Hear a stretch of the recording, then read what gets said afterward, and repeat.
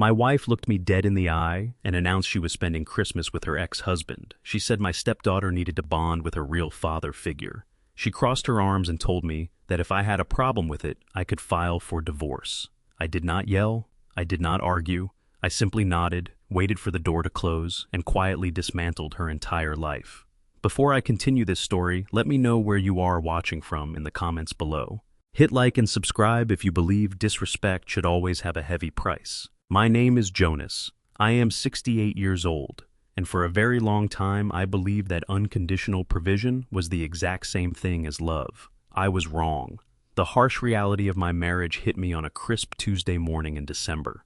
I stood in the grand hallway of our sprawling estate, watching my wife Sylvia zip up her heavy designer suitcase.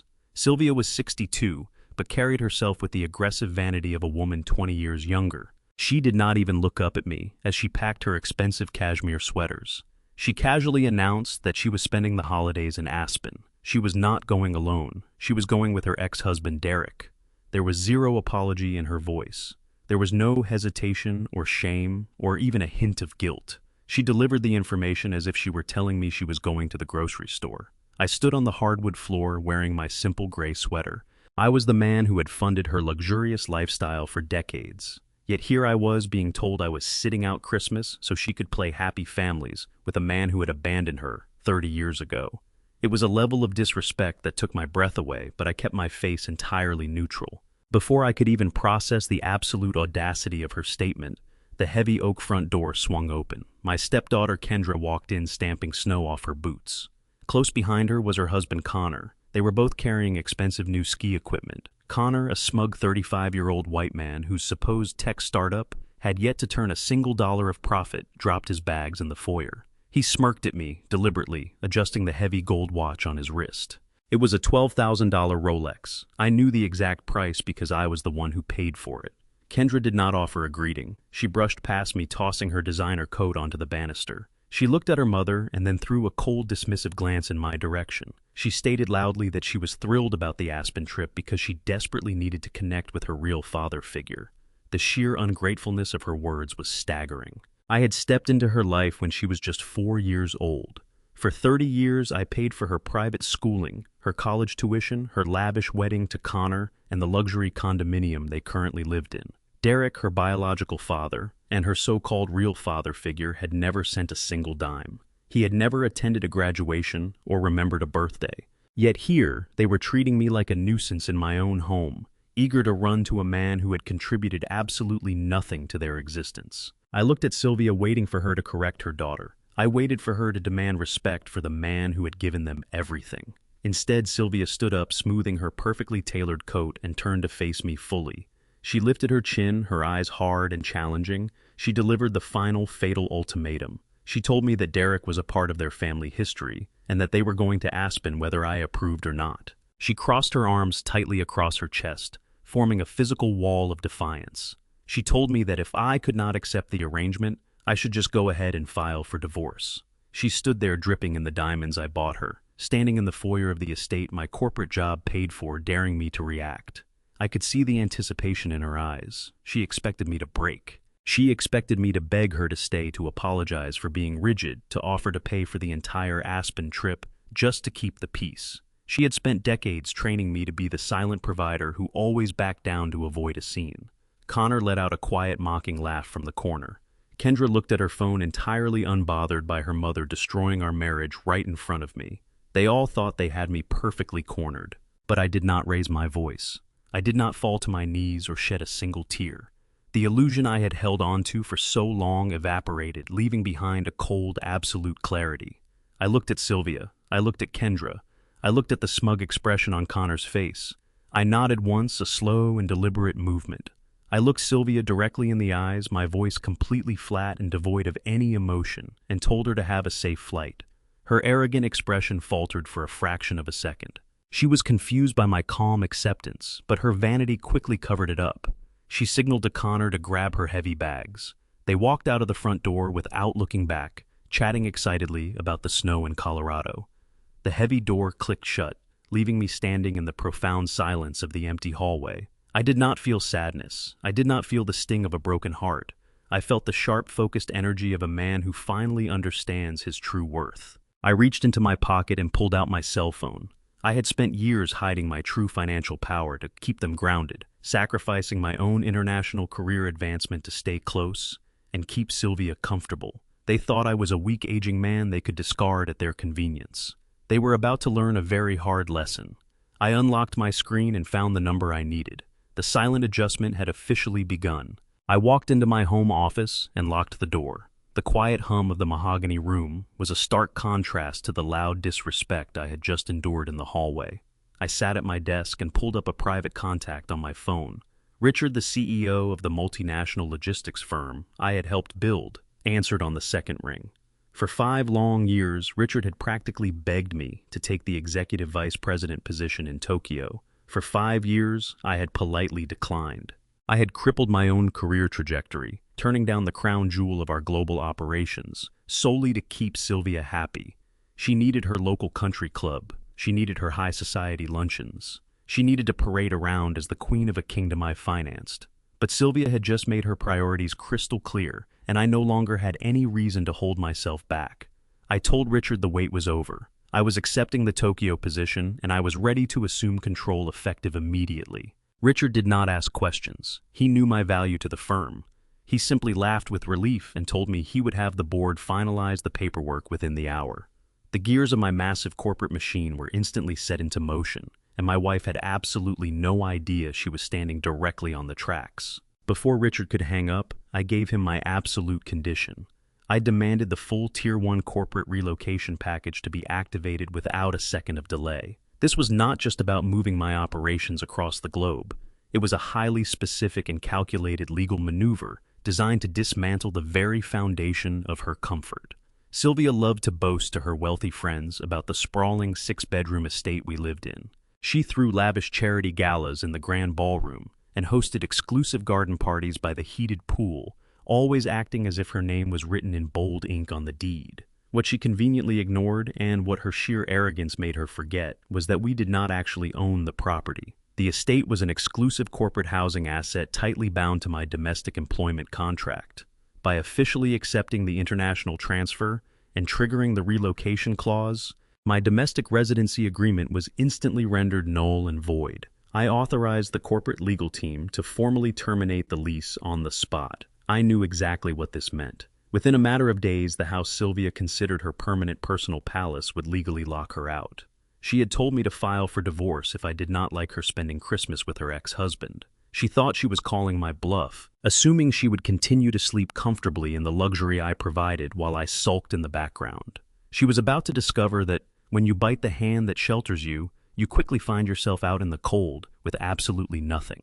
With my housing situation completely detached from her reality, I turned my attention to the financial lifeblood that kept her vanity alive. I opened my secure banking portal on my encrypted laptop. For years, I had deposited a massive portion of my executive salary into our shared accounts, allowing Sylvia to spend recklessly on designer clothes, luxury vacations, and whatever expensive whims Kendra and Connor demanded. They saw my hard-earned wealth as an endless well they could draw from without ever expressing an ounce of gratitude. I watched the cursor blink on the screen, feeling absolutely no remorse as I initiated the massive wire transfers. I systematically drained every single joint account we held together. Checking accounts, emergency savings, high-yield money market funds. I withdrew every available dollar, leaving only the absolute legal minimum required to keep the accounts open so the bank would not immediately flag them for closure. I routed the massive sum of capital directly into an irrevocable blind trust I had established decades ago, long before I ever met Sylvia. Because the trust predated our marriage and was legally structured to shield my core assets from marital distribution, she had absolutely no legal claim to a single penny of it. The money was completely safe, locked away behind an impenetrable wall of elite corporate lawyers and strict financial firewalls. In less than 10 minutes, I had entirely wiped out the endless cash supply she relied on to fund her extravagant lifestyle. Her heavy platinum credit cards, her endless high-end shopping sprees, her ability to play the generous, wealthy mother to a deeply disrespectful stepdaughter. It was all erased with the simple click of a button. The digital architecture of her ruin was now fully in place. I closed my laptop and walked quietly into the master bedroom. I did not take much with me. I pulled my 2 sturdy travel suitcases from the walk-in closet and packed only the absolute essentials. A few tailored business suits, comfortable dress shoes, and the personal documents I needed for my immediate international transition. I purposely left behind the flashy accessories Sylvia had bought me with my own money. I left behind the expensive golf clubs she had practically forced me to buy just so I could fit in with her shallow country club friends. I looked around the lavish room we had shared for years, feeling nothing but a profound and absolute sense of liberation. I did not write a goodbye letter. I did not leave a dramatic emotional note on the kitchen island explaining my actions or expressing my hurt. Silence is the most terrifying and destructive response to someone who desperately expects a reaction. I grabbed my bags, walked down the grand sweeping staircase, and stepped out of the front door of the corporate estate for the very last time. A sleek black town car rapidly arranged by my executive team was already idling in the driveway to take me directly to the international terminal. As the car pulled away from the pristine curb, I checked my phone to confirm my one-way first-class ticket to Tokyo was secured. The financial umbilical cord had been permanently and brutally severed. While Sylvia was currently flying toward a luxury ski resort in Aspen, fully expecting to return to her comfortable kingdom after playing house with her deadbeat ex-husband, I was already moving across the globe. She wanted a divorce, and I was giving it to her. The first-class lounge at the international terminal was quiet, smelling of expensive leather and roasted espresso. I bypassed the buffet and walked directly to a secluded corner booth where my personal corporate attorney Cole was already waiting. Cole was not a man who smiled. He was a legal predator, a man I kept on retainer precisely for his absolute ruthlessness.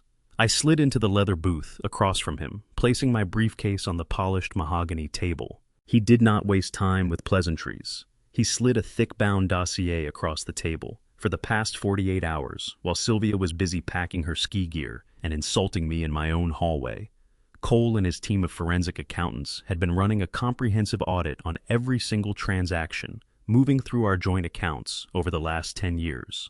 I had authorized the deep dive the moment she casually mentioned spending Christmas with her ex-husband. I wanted to see exactly how much of my capital was bleeding out to fund her vanity. I expected to see excessive designer shoe purchases, bloated spa treatments, and ridiculous country club bar tabs. I expected the usual financial entitlement of a woman who had never worked a day in her life. What Cole placed in front of me was not a record of a careless spender. It was the meticulously documented footprint of a criminal. I opened the dossier and scanned the highlighted ledgers.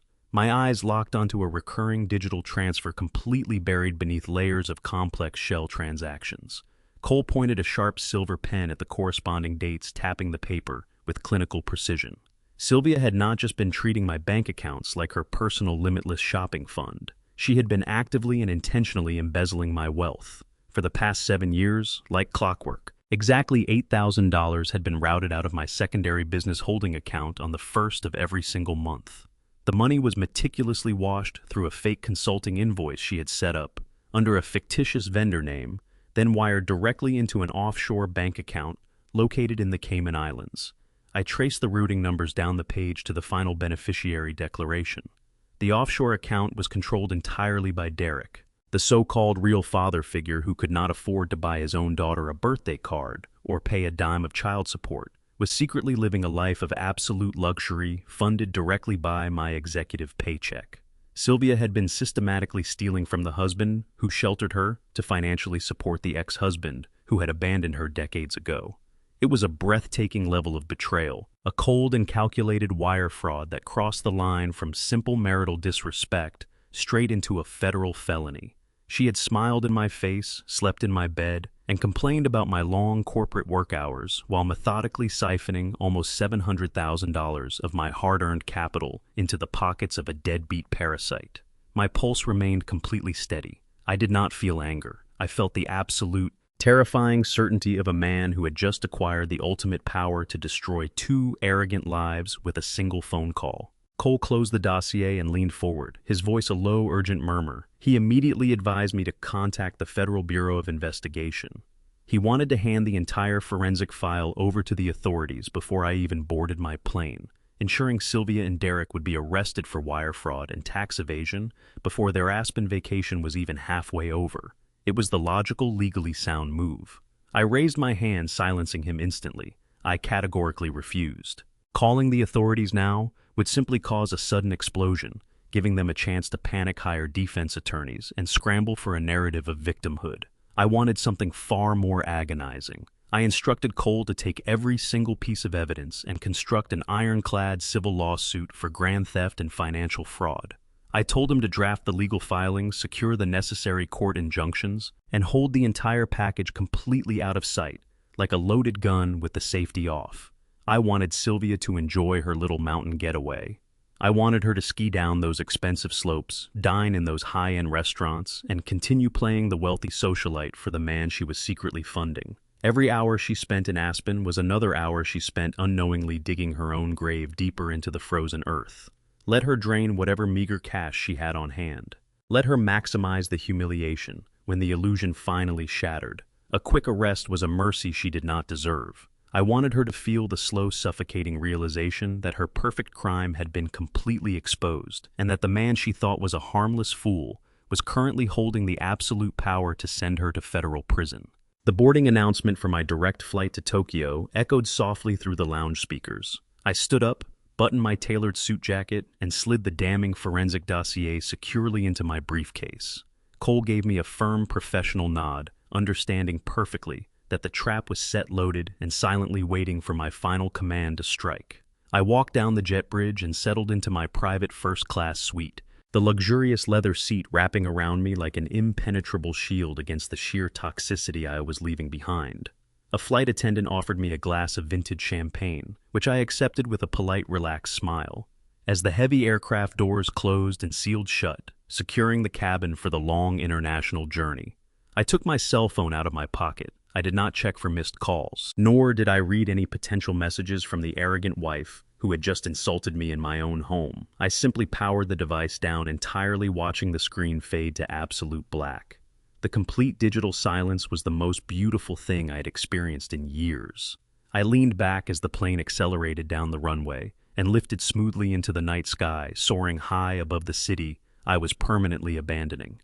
I was physically crossing the Pacific Ocean, accelerating toward a massive corporate promotion and a life of absolute undeniable peace.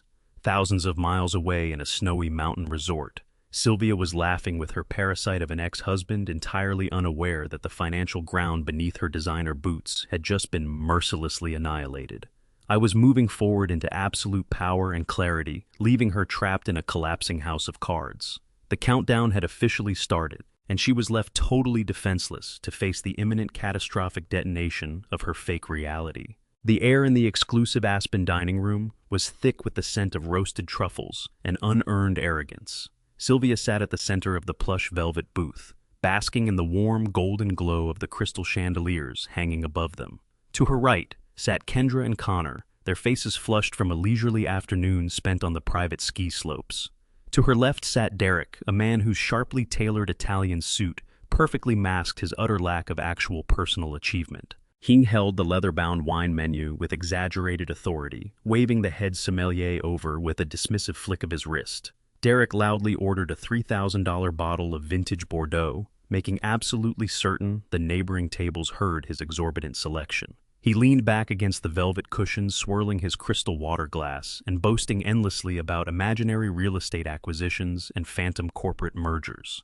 Sylvia gazed at him with pure, unadulterated adoration, entirely convinced she was sitting next to a legitimate titan of industry. She felt a profound sense of triumph, believing she had successfully put me in my proper place, while simultaneously securing her elevated position in high society. She laughed at Derek's arrogant jokes, eagerly playing the role of the wealthy matriarch funding the perfect family reunion. The expensive wine arrived, poured with rehearsed reverence by the attentive staff. They toasted to their brilliant futures, their glasses clinking in perfect harmony, completely blind to the massive financial guillotine hovering inches above their necks. The decadent multi-course dinner concluded with a round of imported cognacs and a silver tray bearing the exorbitant check. The final total easily exceeded $3,500. Sylvia did not even blink at the astronomical number. She reached into her designer leather handbag with practiced elegance and withdrew the heavy platinum credit card tied directly to my primary executive checking account. She placed the shiny plastic onto the silver tray with a smug, self-satisfied smile, making sure Connor and Kendra witnessed her casual display of boundless wealth. She believed that specific card was her invincible shield, her golden ticket to permanent uninterrupted luxury. The waiter offered a polite, deeply ingrained bow and disappeared toward the central payment terminal near the kitchen. Sylvia immediately resumed her lively conversation with Derek, leaning in close to whisper excitedly about their upcoming luxury shopping trip, scheduled for the following morning. 2 agonizingly slow minutes passed. The waiter returned, but his physical posture had drastically shifted. The practiced subservient reverence was entirely gone, replaced by the stiff, uncomfortable hesitation of a man tasked with delivering terrible news to a high-paying client. He leaned down deliberately, shielding the silver tray from the rest of the table, and whispered discreetly into Sylvia's ear. The transaction had not gone through. He politely requested a different form of payment. Sylvia's confident, radiant smile froze, twisting instantly into a mask of sudden, sharp confusion. She snatched the platinum card from the tray, staring at the raised metallic numbers, as if the plastic itself had just betrayed her. She loudly declared that the restaurant's outdated payment machine must be malfunctioning, refusing to entertain even a fraction of a possibility that her limitless financial well had suddenly run completely dry. A cold, prickling sweat broke across the back of Sylvia's neck. The mild irritation of the waiter's polite request rapidly morphed into genuine escalating panic. She dug frantically into her handbag, her manicured nails scraping against the expensive leather interior as she desperately searched for her wallet. She produced a secondary black credit card, one specifically linked to our joint emergency savings portfolio, and shoved it at the waiter with a sharp, demanding tone. She ordered him to run it immediately and stop wasting her valuable time. The waiter nodded tightly, walking away with brisk professional steps. The table instantly fell into a tense, suffocating silence. Derek completely stopped boasting, his eyes darting nervously toward the restaurant's exit. Kendra looked down at her lap, suddenly hyper-aware of the surrounding wealthy patrons watching their drama unfold. Less than 60 seconds later, the waiter returned. He did not bother to whisper this time. He stated clearly, loud enough for Derek to hear, that the secondary card had also been completely declined by the issuing bank. The humiliation crashed down upon the table like a heavy physical blow. Sylvia stared at the waiter, her mouth opening and closing, without producing a single sound. The grand illusion of her infinite wealth shattered right in the middle of the crowded 5-star dining room. Connor let out a harsh, frustrated breath. Desperate to avoid a public scene that would ruin his own image, he yanked his wallet from his coat pocket and slammed his corporate business card onto the tray. He aggressively signed the exorbitant receipt, effectively draining his own failing startup's operating budget to cover his mother-in-law's humiliated pride. Connor glared at Sylvia with absolute unfiltered venom. The smug alliance they had formed against me in my own hallway just 48 hours prior fractured instantly, destroyed by the very real immediate pain of financial consequence. Derek immediately distanced himself from the wreckage. He adjusted his silk collar, loudly complaining about the intolerable embarrassment she had just subjected him to in front of Aspen's elite. He muttered that he expected a much higher standard of competence from her, entirely ignoring the fact that she had just tried to buy his extravagant dinner with my stolen money. His harsh, unforgiving criticism sliced through Sylvia's remaining dignity, exposing the highly conditional, parasitic nature of his affection. Unable to endure the suffocating judgment of her furious son-in-law and the cruel disdain of her ex-husband, Sylvia grabbed her handbag and practically sprinted away from the table. She locked herself inside the lavish, marble-tiled restroom, gasping for air.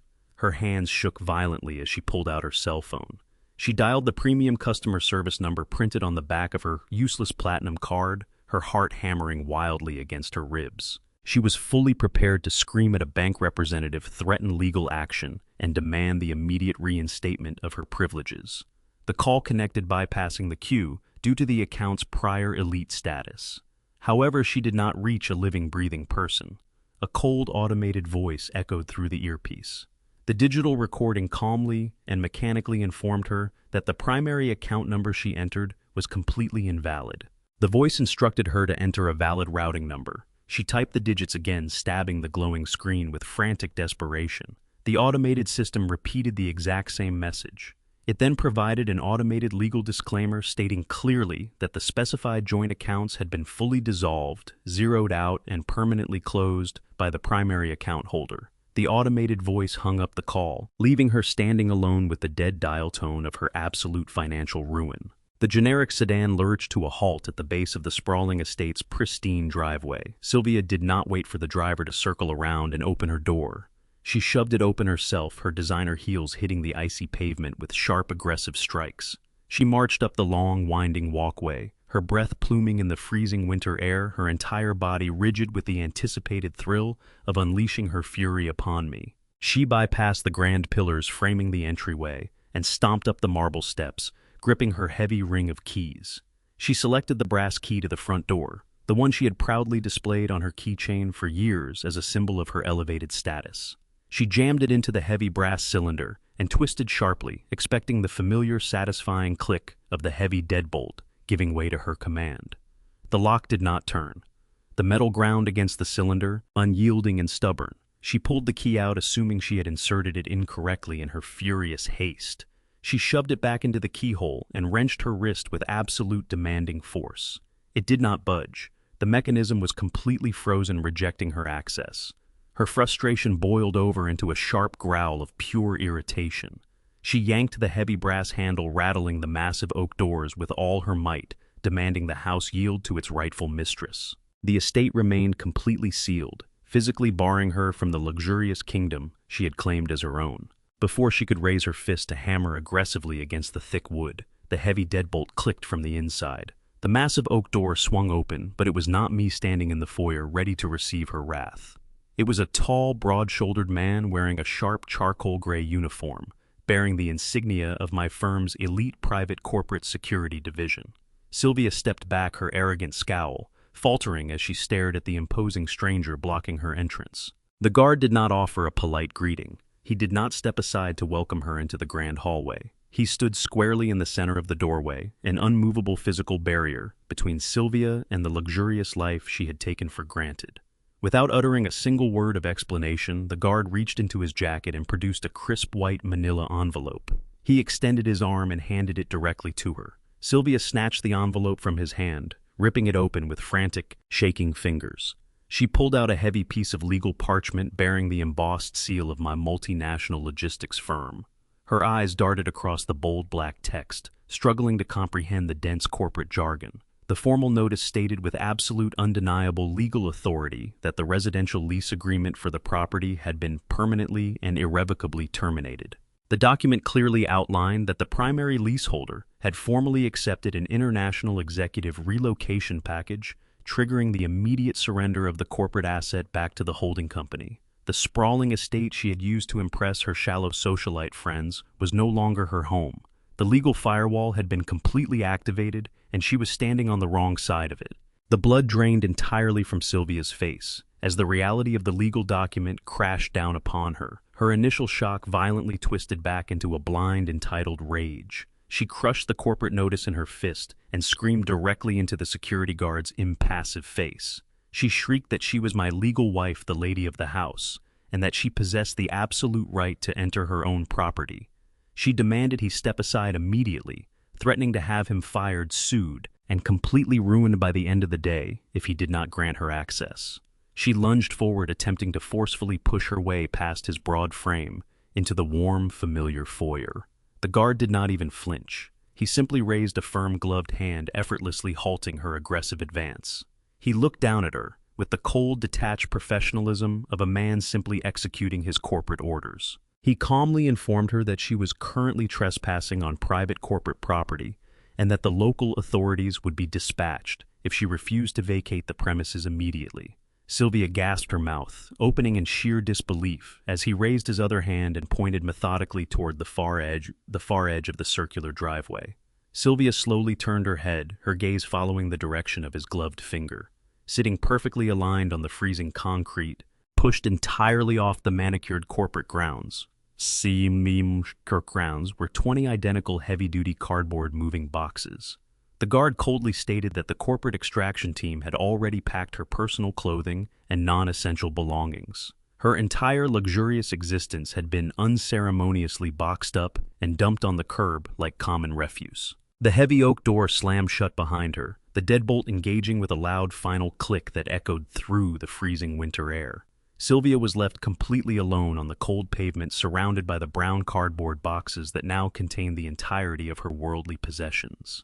The grand illusion she had spent decades maintaining was entirely gone, replaced by the biting wind and the humiliating reality of her sudden eviction.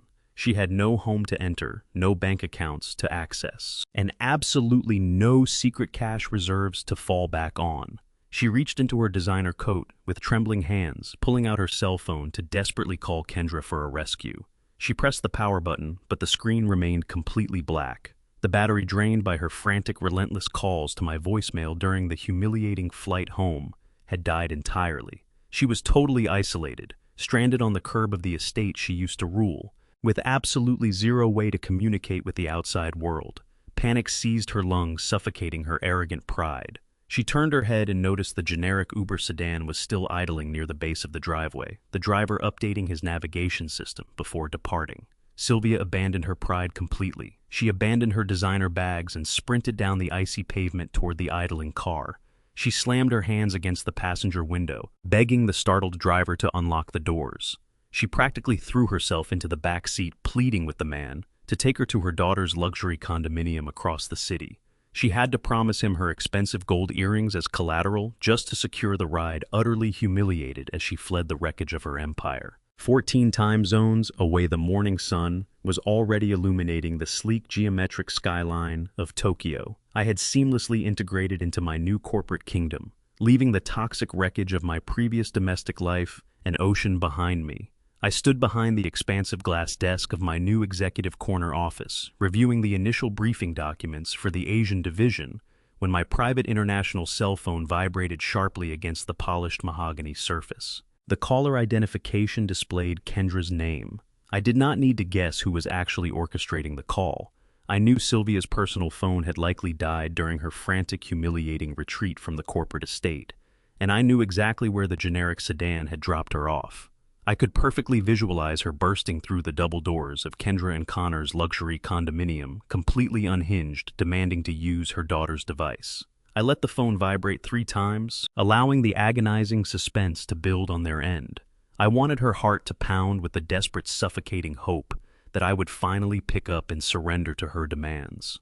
On the 4th ring, I pressed the green button and lifted the receiver to my ear. I did not offer a greeting. I simply listened to the frantic, heavy breathing echoing through the speaker, waiting for the hurricane of her arrogant entitlement to finally break the silence. Sylvia did not waste a single second with pleasantries or apologies. The moment the line connected, she unleashed a deafening, hysterical shriek that forced me to hold the device an inch away from my ear. She screamed that I was a coward, a pathetic old man throwing a malicious temper tantrum. She demanded I immediately contact the security firm and order them to let her back into the estate. When I remained absolutely silent, letting her toxic fury echo against the quiet, insulated walls of my Tokyo office, her aggression mutated into outright threats. She promised to call my board of directors and completely ruin my professional reputation. She threatened to hire the most ruthless media publicist in the city to drag my name through the mud, claiming I had violently and illegally abandoned my dutiful wife on the streets without a single dollar to her name. She ordered me to instantly restore the balances on all of her platinum credit cards and wire an emergency cache of funds to Kendra's bank account so she could check into a luxury hotel. I could hear the frantic tapping of her designer heels pacing across Kendra's expensive hardwood floors, a desperate animal trapped in a very small cage. She was hyperventilating, her voice cracking with the strain of her own unhinged volume. She believed that by screaming loud enough, by projecting an overwhelming aura of aggressive dominance, I would instantly revert to the quiet, compliant husband she had controlled for years. She thought her sheer volume could magically reconstruct the broken foundation of her vanished empire. I stood perfectly still, watching the morning traffic flow seamlessly through the Tokyo streets far below, and let her entirely run out of breath. When her vocal cords finally gave out, leaving nothing but the sound of her ragged, desperate panting, I delivered my response. I did not yell. I spoke with the clinical, surgical detachment of a man completely devoid of mercy. I reminded her of the exact phrasing she had used while standing in our grand hallway just a few days prior, practically dripping in arrogance while clutching her designer luggage. I repeated her arrogant command word for word, reminding her that she told me to divorce her if I did not like her vacation plans. I told her that I was a man who always respected his wife's explicitly stated desires. I informed her that I had taken her ultimatum with absolute sincerity. She gasped, but I did not afford her a single millisecond to interrupt. I stated that my lead corporate counsel attorney Cole had formally filed the divorce petitions in our home jurisdiction precisely 4 hours ago. I made sure to emphasize the specific, inescapable legal grounds cited in the extensive court filings. I was not filing under the standard amicable umbrella of irreconcilable differences. I was pursuing an aggressive fault-based dissolution of the marriage citing severe financial infidelity. The words hung in the digital space between Tokyo and her daughter's living room, a heavy fatal declaration that instantly neutralized her remaining bravado. I informed her that Cole had attached a preliminary forensic audit to the court documents officially putting her massive secret offshore wire transfers on the legal record. I told her the era of my silent, unconditional provision was permanently over, and she was now entirely at the mercy of the judicial system she had so confidently dared me to invoke. Sylvia tried to stammer out a defense, her aggressive tone instantly evaporating into a pathetic high-pitched whimper of absolute terror. She tried to utter Derek's name, attempting to construct a frantic lie about the stolen offshore funds, but I had absolutely zero interest in entertaining her desperate fiction. I told her to direct all future correspondence to my legal team and abruptly ended the call. Without a second of hesitation, I accessed my phone's settings and permanently blocked Kendra's number, severing the final digital thread connecting me to their parasitic existence. Thousands of miles away, I knew exactly what was happening inside that pristine condominium. I could perfectly envision Sylvia lowering the phone, her hands shaking violently as the dial tone confirmed her absolute isolation. I knew she would physically collapse onto Kendra's immaculate white designer sofa, the remaining strength completely draining from her legs. The terrifying, crushing magnitude of her colossal miscalculation was finally settling directly into her bones. She had thrown away a lifetime of guaranteed luxury, absolute security, and boundless wealth, simply to flaunt her arrogance for a deadbeat ex-husband who had immediately abandoned her at the first sign of financial trouble. She had recklessly gambled an entire empire on the foolish assumption that I would never find my spine, and she had lost absolutely everything in the process. She was sitting in her daughter's living room, a penniless, homeless fugitive of her own vanity, blissfully unaware that the luxury walls currently sheltering her were also secretly owned by the very man she had just completely destroyed her life, trying to humiliate. She was about to become a massive radioactive financial burden to the very daughter she had raised to be just as entitled and ungrateful. Connor paced the length of his meticulously decorated living room, glaring at the pathetic sight of his mother-in-law, occupying his expensive Italian leather sofa.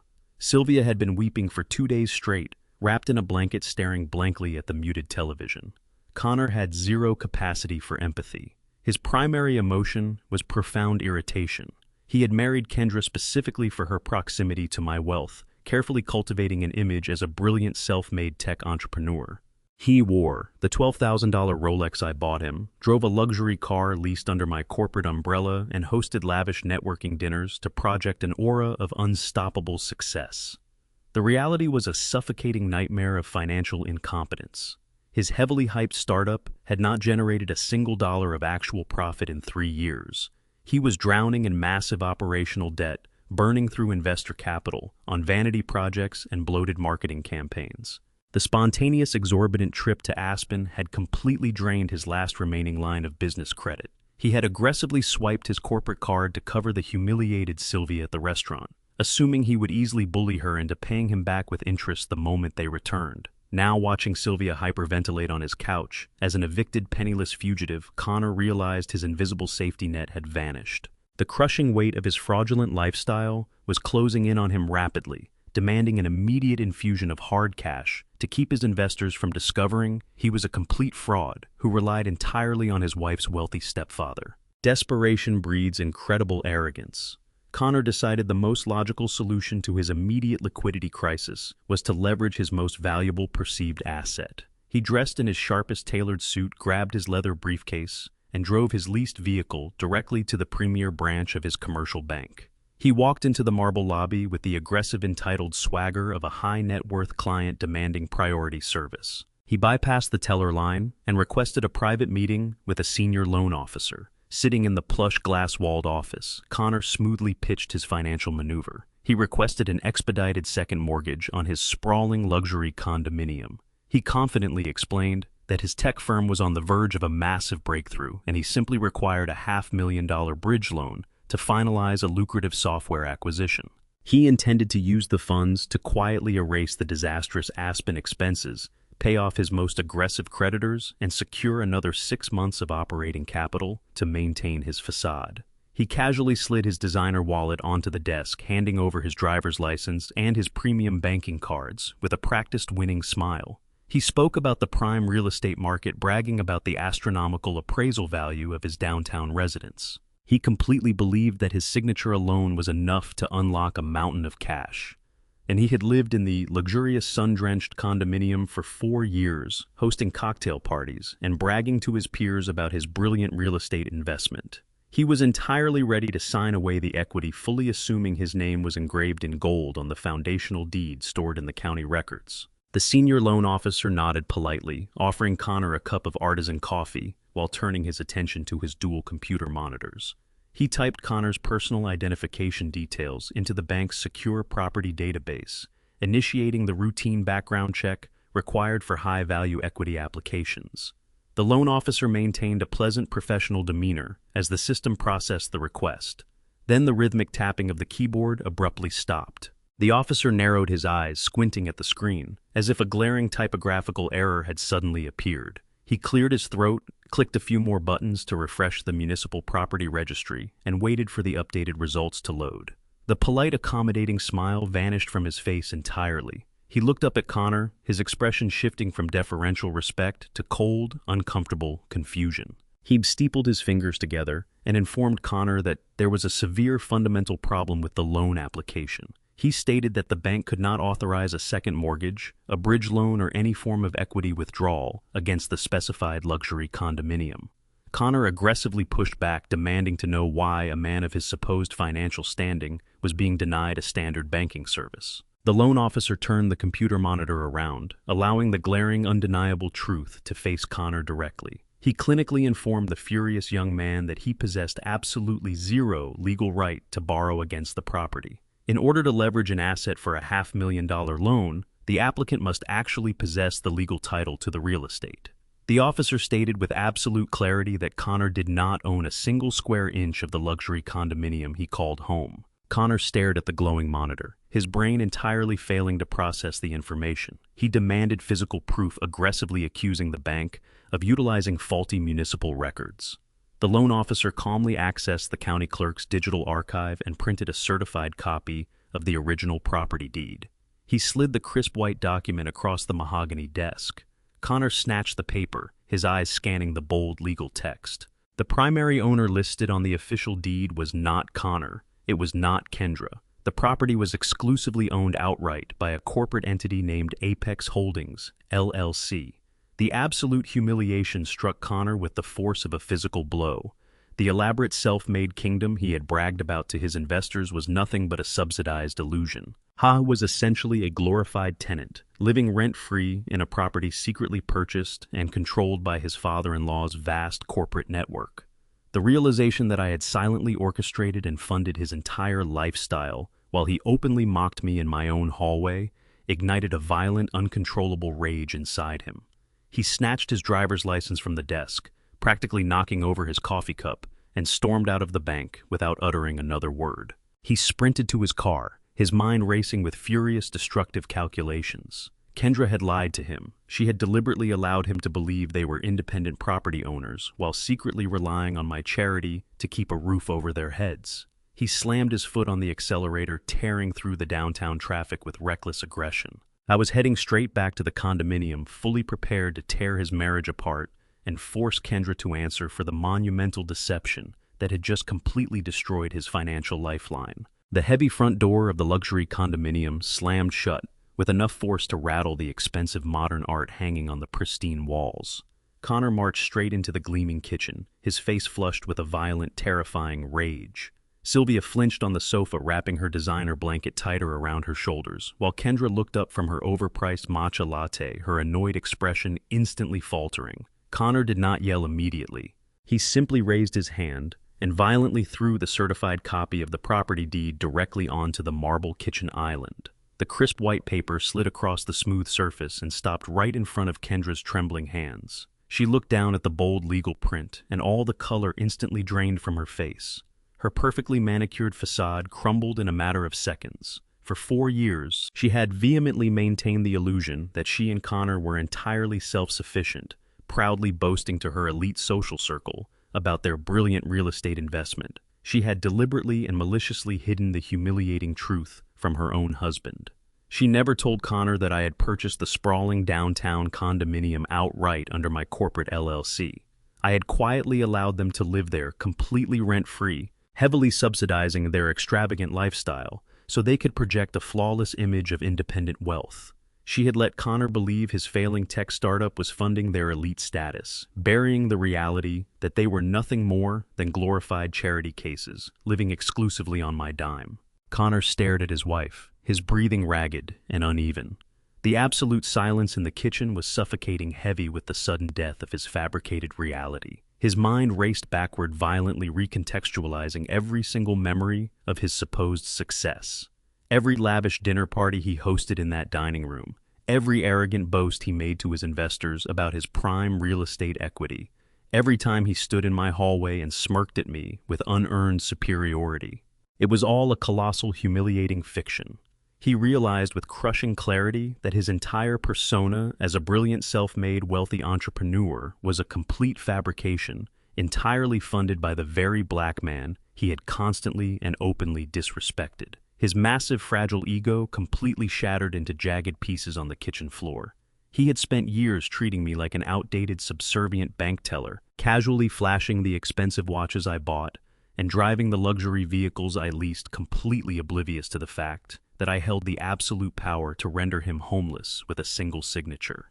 The sickening realization that his entire identity was entirely dependent on my silent, unconditional generosity triggered a deep, visceral self-loathing. He had built his entire kingdom on a foundation of sand, and I owned the deed to the beach. He looked at Kendra, not as a partner, but as a treacherous liability who had set him up for the ultimate financial slaughter. The illusion of his elite status had been surgically removed, leaving behind nothing but a pathetic drowning fraud who had just recklessly alienated his only viable lifeline. Before Connor could unleash the full destructive force of his fury upon his deceitful wife, 3 sharp, authoritative knocks echoed through the condominium.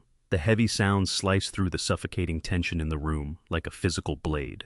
Connor tore his venomous gaze away from Kendra and marched toward the entryway, yanking the front door open with aggressive, unbridled force. A uniformed, certified legal courier stood in the brightly lit hallway, holding a sleek electronic clipboard and a thick manila envelope. The courier did not flinch at Connor's overtly hostile demeanor. He simply asked for Connor by his full legal name, confirming his precise identity with professional, unyielding detachment. Connor snatched the digital pen, furiously scribbling his signature across the glowing screen, desperate to rid himself of another irritating interaction, so he could return to tearing his marriage apart. The courier handed over the heavy manila envelope, nodded curtly, and turned away, his purposeful footsteps echoing down the quiet, carpeted corridor. Connor slammed the heavy door shut, locking it with a sharp, angry twist of his wrist. He looked down at the package resting heavily in his hands. Printed clearly in the top left corner, stamped with aggressive black ink, was the official corporate logo of Apex Holdings, LLC. It was the exact same corporate entity listed as the sole proprietor on the property deed sitting on his kitchen island. The very name of my private holding company sent a fresh, freezing wave of absolute dread directly down his spine. He held the envelope as if it were a live, explosive device, fully aware that the man he had mocked just days ago was now orchestrating his absolute ruin from thousands of miles away across the Pacific Ocean. Connor ripped the heavy paper open with shaking hands, tearing the protective seal with frantic, uncoordinated movements. He pulled out a stack of crisp, formal legal documents, his eyes darting immediately to the bold header at the top of the primary page. It was a formal, legally binding rent adjustment notice. The document was drafted with clinical, ruthless precision by my corporate legal team. It clearly outlined that the generous, unwritten family subsidy previously applied to the property had been permanently and irrevocably revoked due to an abrupt change in marital and familial relations.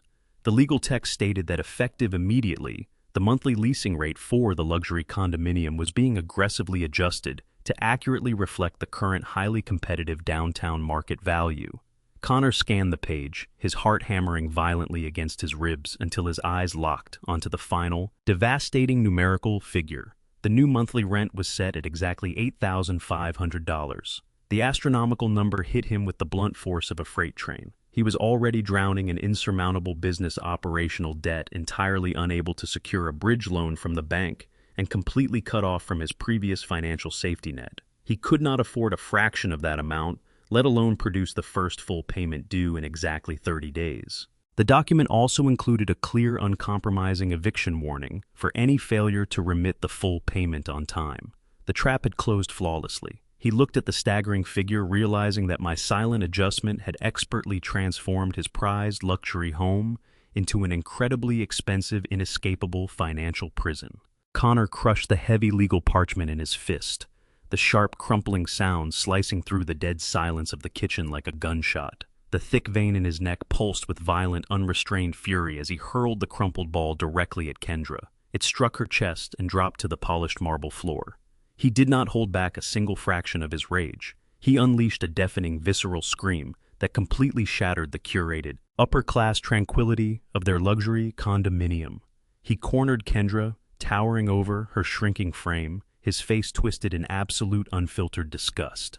He screamed at her for treating their entire marriage like a pathetic, heavily subsidized joke. He verbally eviscerated her for deliberately and maliciously hiding the truth, for letting him parade around the city as a self-made titan of industry, while secretly relying entirely on the charity of a man she openly despised. Hun demanded to know how she could be so profoundly stupid as to conceal the actual ownership of their home from her own husband. Before Kendra could even formulate a sobbing excuse, Connor pivoted his devastating rage directly toward Sylvia. He pointed a shaking, aggressive finger at his mother-in-law, who was cowering on the designer sofa. He blamed her entirely for this catastrophic detonation. He screamed that her arrogant, unhinged need to play the conquering queen in front of her deadbeat ex-husband had provoked a sleeping giant. He accused Sylvia of recklessly awakening a monster, dragging all of them into the immediate blast radius of her monumental vanity, and actively destroying the absolute only financial safety net that kept them from permanent ruin.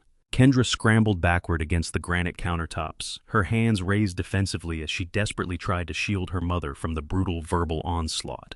She wiped the hot tears from her face and attempted to inject a tone of dismissive authority into her trembling, fractured voice. She fiercely defended Sylvia, insisting that Connor was wildly overreacting to a minor temporary inconvenience. She claimed that my actions were nothing more than a pathetic, emotional temper tantrum designed to elicit a desperate apology. She confidently declared that I was simply bluffing, stating that I possessed a weak disposition and completely lacked the backbone to actually follow through with a formal eviction.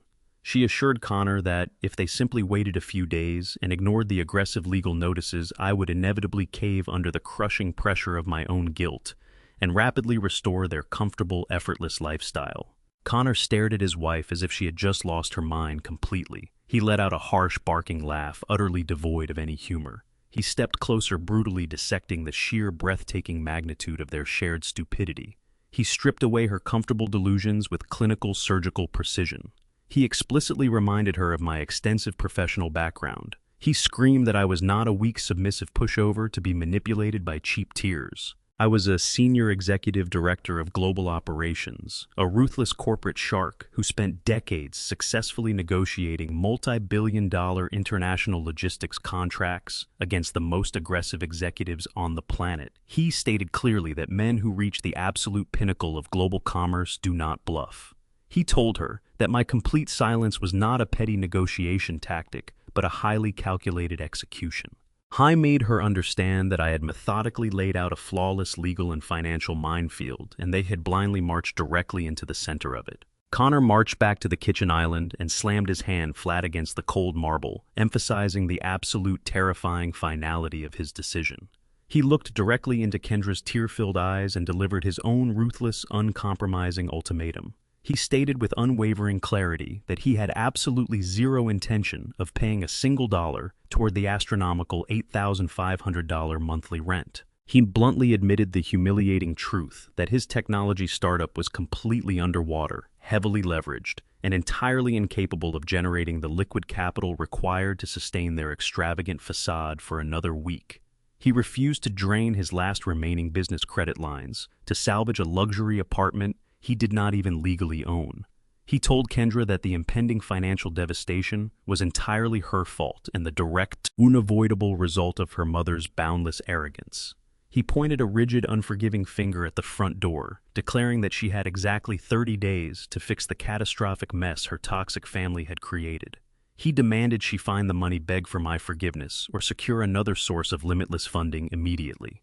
If she failed to produce the required capital before the formal eviction notice expired and the marshals arrived to change the locks, he promised to file for an immediate fault-based divorce. He made it agonizingly clear that he would not allow her parasitic family dynamic to drag him down into inescapable bankruptcy.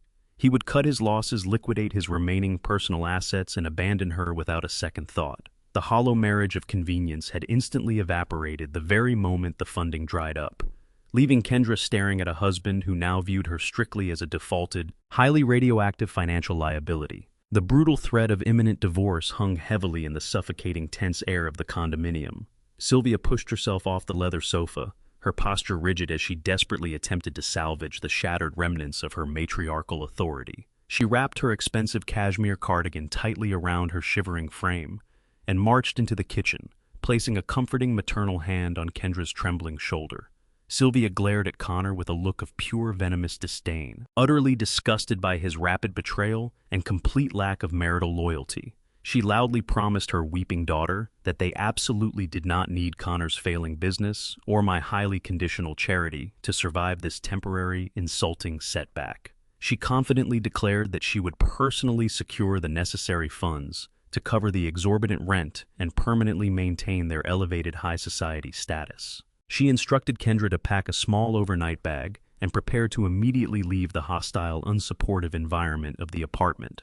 Sylvia proudly announced her ultimate foolproof contingency plan. She told Kendra they were going directly to Derek. She praised her ex-husband, painting him as a highly successful, independent titan of industry who possessed the vast wealth and power required to instantly resolve their escalating crisis. She passionately claimed that Derek was a real man, a fiercely protective father figure who would never allow his blood daughter to be thrown out onto the freezing street or publicly humiliated by a vindictive, jealous stepfather. Sylvia's eyes gleamed with renewed, absolute delusional hope as she completely convinced herself that Derek would eagerly welcome them into his lavish penthouse, cheerfully write a massive check to silence their critics, and effortlessly rescue them from the crushing immediate consequences of their own spectacular greed.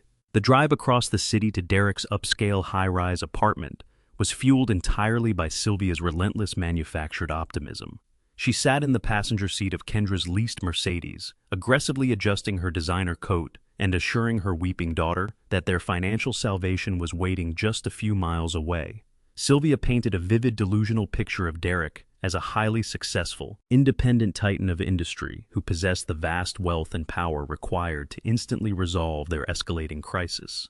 She passionately claimed that Derek was a fiercely protective patriarch who would eagerly welcome them into his lavish penthouse, cheerfully write a massive check to silence their critics and effortlessly rescue them from the crushing consequences of my corporate eviction.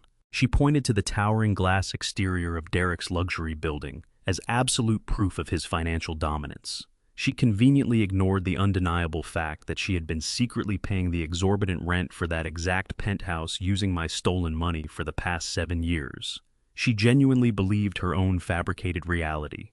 She expected Derek to swing the heavy mahogany doors wide open, embrace them with open arms, and immediately hand over a blank check to cover Kendra's $8,500 rent. She marched through the opulent marble lobby with her head held high, completely convinced she was about to orchestrate the ultimate triumphant return to high society, entirely blind to the catastrophic humiliation waiting for her on the 54th floor. Sylvia confidently pressed the glowing brass doorbell of the penthouse suite, her face arranged into a perfectly curated mask of wealthy, inconvenienced distress.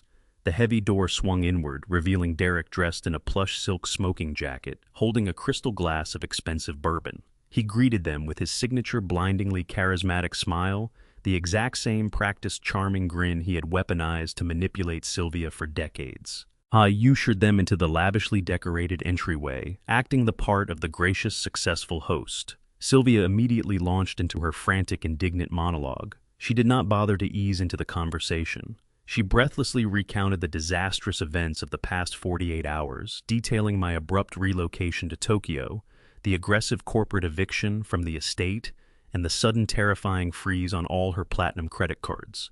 She waved her hands dramatically, explaining that I had completely severed her financial umbilical cord in a petty vindictive rage over their Aspen vacation. She demanded that Derek immediately transfer a massive sum of liquid capital into Kendra's account to cover the impending condo eviction and fund their immediate luxury expenses until her predatory divorce lawyers could force me to surrender half my pension.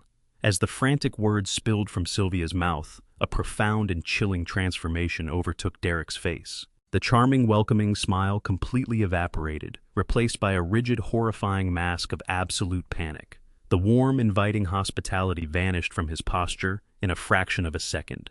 He gripped his bourbon glass so tightly, his knuckles turned completely white, his eyes darting wildly as the catastrophic reality of her confession fully registered. He did not see a woman in need of a rescue. He saw his sole source of illegal, untraceable income permanently annihilated. Derek did not offer a comforting embrace. He did not pull out his checkbook to save his distressed biological daughter. Instead, he unleashed a brutal, venomous barrage of mockery that instantly shattered Sylvia's pathetic delusions. He laughed a harsh, grating sound, devoid of any affection, and brutally dissected the sheer magnitude of her stupidity.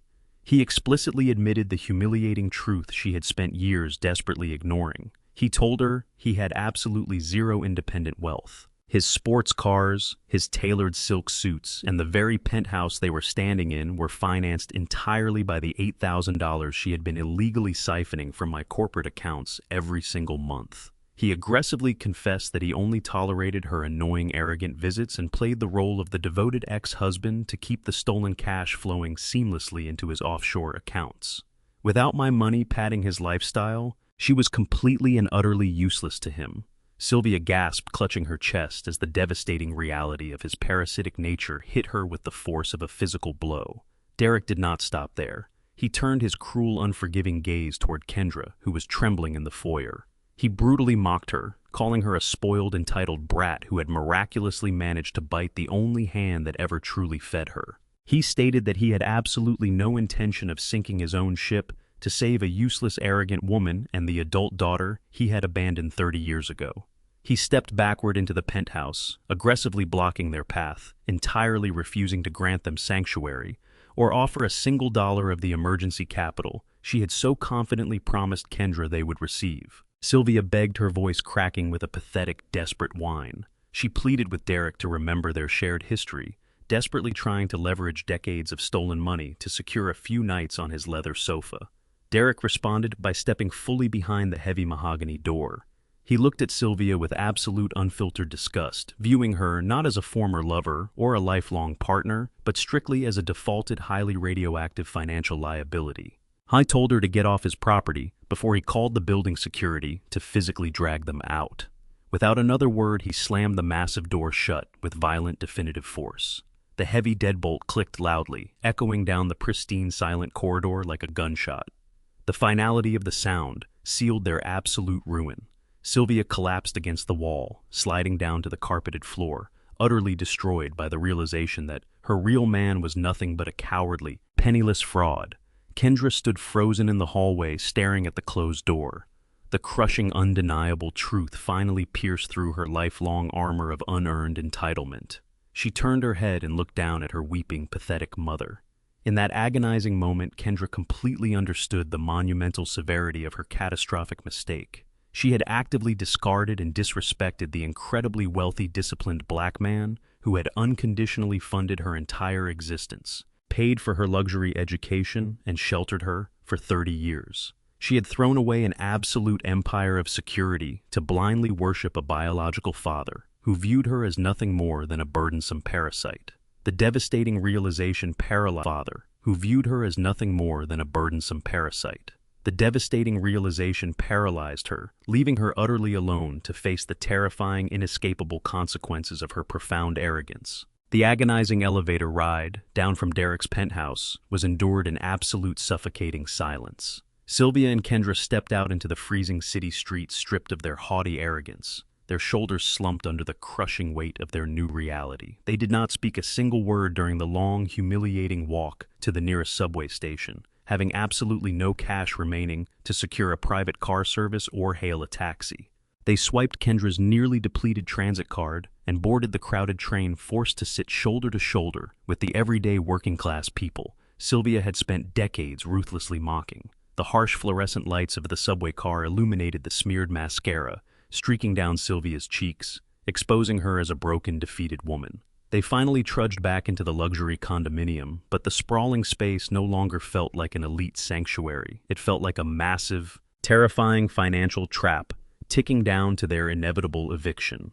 Connor was nowhere to be seen, likely hiding in his office, or out desperately searching for a miracle to salvage his failing startup. The grand living room was dark and freezing. The thermostat automatically adjusted down to save on utility costs they could no longer afford. Sylvia dropped her designer coat onto the floor, too exhausted and devastated to hang it up. She looked at the imported marble counters, the modern art, and the custom furniture, realizing that every single item surrounding her was an illusion. The absolute certainty of their impending poverty settled deeply into her bones, paralyzing her completely. Before Sylvia could even begin to process the monumental disaster of her life, 3 sharp, aggressive knocks echoed through the quiet condominium. Kendra jumped, her frayed nerves snapping, assuming Connor had returned to finalize his threat of divorce. Sylvia dragged herself off the sofa and slowly opened the heavy front door. She did not find her furious son-in-law standing in the hallway. Instead, she found my lead corporate attorney, Cole, standing with impeccable, terrifying posture. Cole wore a razor-sharp charcoal suit and an expression of absolute, unyielding, predatory focus. Standing directly behind him was a burly, uniformed process server, holding a massive, terrifyingly thick stack of legal documents securely bound with heavy industrial clips. Cole did not offer a polite greeting. He did not extend his hand for a handshake. He looked at Sylvia with the cold, clinical detachment of an executioner arriving to perform his designated duty. He smoothly stepped over the threshold, invading her heavily subsidized sanctuary without asking for permission, completely dominating the physical space. He instructed the process server to step forward. The burly man handed the massive brick of legal paperwork directly into Sylvia's trembling hands, officially stating that she had been formally served. The sheer physical weight of the documents forced Sylvia's arms to drop slightly. Cole calmly advised her to clear a large space on her expensive marble dining table, warning her that she would want to review the contents of the lawsuit immediately. He informed her that my instructions were explicit, ruthless, and entirely uncompromising. He was not there to negotiate a peaceful separation or discuss a modest alimony settlement. He was there to initiate a total scorched earth legal annihilation. Sylvia stared at the towering stack of papers, her breathing becoming shallow and erratic, as the true magnitude of my retaliation finally arrived right at her doorstep. Cole unbuttoned his suit jacket, casually leaning against the granite kitchen island as he began to surgically dismantle Sylvia's remaining sanity. He spoke with a clear, devastating cadence, detailing the exact nature of the civil lawsuit filed against her in the highest state court. He stated that I was officially suing her for the aggressive recovery of exactly $400,000 in deliberately embezzled marital funds. Sylvia gasped, instinctively attempting to deny the accusation, but Cole instantly silenced her by flipping open his own leather portfolio. He did not bring baseless allegations. He brought an impenetrable fortress of hard, undeniable evidence. He pulled out high-resolution color printouts of the fraudulent vendor invoices she had meticulously created to mask the theft. He slapped down certified bank statements, clearly displaying the corresponding routing numbers, matching the exact digits of the offshore accounts located in the Cayman Islands that were exclusively controlled by Derek. Cole ruthlessly pressed his advantage, extracting a thick log of network data. He presented the specific IP addresses, timestamps, and device identifiers, proving beyond a shadow of a doubt that the illegal digital transfers were authorized directly from Sylvia's personal laptop and mobile phone. He painted a flawless, airtight picture of grand theft and systematic financial fraud. He explained that I had known about the offshore pipeline for months, intentionally allowing her to continue transferring the funds so the forensic accounting team could build a catastrophic, irrefutable paper trail. He made it agonizingly clear that every single dollar she stole to fund her ex-husband's luxurious lifestyle had been meticulously tracked, recorded, and categorized as stolen assets. Sylvia stared at the routing numbers, her vision blurring, as the undeniable proof of her guilt was laid bare. There was no maneuvering out of this trap. She was pinned perfectly under the crushing weight of her own greed. Cole watched the absolute terror wash over Sylvia's face with a cold, satisfied smirk. He gathered his files, sliding the devastating bank logs back into his premium leather portfolio with slow, deliberate movements. The civil lawsuit alone was enough to permanently bankrupt her, force the liquidation of any personal assets she might have hidden, and completely destroy her reputation in the city. But I had explicitly instructed Cole not to stop at mere financial ruin. I wanted the psychological devastation to be absolute. As Cole turned toward the heavy front door, preparing to exit the condominium, he paused and glanced over his shoulder. He casually mentioned, almost as an afterthought, that managing offshore accounts with untaxed embezzled capital triggered several severe federal reporting requirements. He informed Sylvia, with a chillingly pleasant tone, that my corporate legal team was legally obligated to report the discovered financial discrepancies. Therefore, a complete unredacted copy of the entire forensic audit, including all EP logs and routing numbers, had already been securely forwarded directly to the Criminal Investigation Division of the Internal Revenue Service. The words struck Sylvia with lethal force. She was not just facing a bitter civil dispute over stolen marital funds. She was now an active target for a massive federal tax evasion and wire fraud investigation. The crushing realization that the IRS would aggressively pursue her for the stolen $400,000 completely annihilated her remaining strength. Her knees buckled instantly. She collapsed heavily into a velvet dining chair, her hands gripping the edges of the table as she gasped for air. She looked at the mountain of legal documents, the walls of the luxury condo spinning violently around her. She was no longer just a broke, evicted socialite. She was a documented felon staring directly down the barrel of a lengthy sentence in a federal prison. Connor stepped out from the shadows of the hallway, his face entirely drained of color. He had stood silently during Cole's brutal execution, listening to every devastating detail of the $400,000 embezzlement. He walked up behind the velvet dining chair, where Sylvia sat hyperventilating, and snatched the top pages of the lawsuit directly from her trembling hands. His eyes darted rapidly across the thick legal text, zeroing in on the specific phrasing: wire fraud, grand theft, federal tax evasion. The words practically burned his retinas. Connor ran a failing tech startup that was already suffocating under a mountain of questionable financial leveraging and aggressive debt. He knew exactly how ruthless federal investigators could be when tracking stolen capital. The IRS did not just freeze the assets of the primary target. They aggressively scrutinized every single individual connected to the fraudulent network. Sylvia was no longer just a humiliating, penniless burden sleeping on his luxury couch. She was a highly radioactive criminal suspect actively drawing the gaze of federal prosecutors directly toward his doorstep. If the authorities started digging into Sylvia's financial ties, they would inevitably audit his business accounts, exposing his own massive fraud. The sheer panic overriding his system completely erased any lingering sense of familial loyalty. He dropped the legal documents back onto the marble table, as if they were covered in a lethal poison. He looked at Sylvia with a mixture of absolute disgust and unadulterated terror.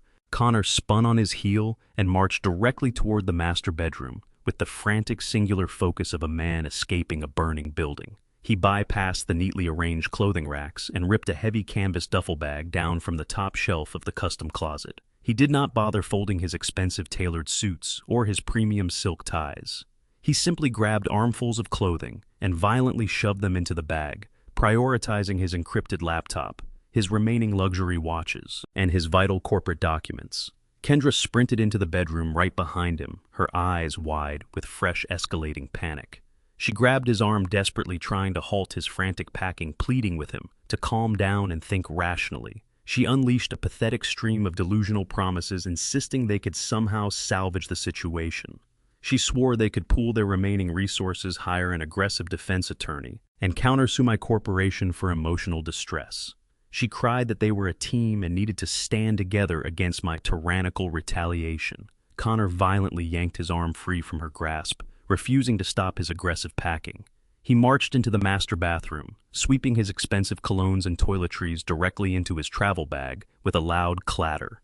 Kendra followed him, her voice cracking as she begged him not to abandon her in the middle of a catastrophic crisis. She promised she would find a way to fix the mess her mother had created, swearing that if they just presented a united front, I would eventually back down and offer them a lucrative settlement. She was hopelessly clinging to the fantasy that her marriage and her lifestyle could still survive the nuclear fallout. Connor stopped packing and looked at his weeping wife with an expression of pure, unadulterated contempt. He let out a harsh, barking laugh that echoed coldly against the pristine bathroom tiles. He brutally informed Kendra that she was completely delusional if she thought they possessed even a fraction of the power required to fight a billionaire corporate executive holding ironclad proof of federal felonies. He explicitly told her that I was a predator who never bluffed and never lost, and her toxic mother had just handed me the exact ammunition needed to completely obliterate their lives. He stated clearly that he refused to go down with their sinking ship or spend a single minute inside a federal interrogation room answering questions about Sylvia's offshore bank accounts. Without breaking eye contact, Connor pulled his cell phone from his pocket and opened his encrypted banking application. He navigated directly to the joint savings account he shared with Kendra, the very last digital reserve of their rapidly evaporating wealth. The screen displayed a remaining balance of exactly $12,000. With 3 rapid, deliberate taps of his thumb, Connor initiated an immediate wire transfer, draining the entire balance directly into his protected offshore business account. He did not leave her a single dime for food transportation or legal fees. He shoved the phone back into his pocket, zipped his heavy duffel bag shut with a loud, aggressive sound, and hoisted it over his shoulder. He marched past Kendra, completely ignoring her devastated, hysterical sobbing. He walked straight through the living room, stepping right past Sylvia, who was still paralyzed in the dining chair. He did not say goodbye. He yanked the heavy front door open and walked out into the corridor, abandoning the luxury condominium without looking back once. The heavy front door slammed shut, the sharp click of the deadbolt echoing through the luxury condominium with terrifying finality. Kendra stood frozen in the center of the master bedroom, the crushing gravity of her total abandonment settling heavily onto her shoulders.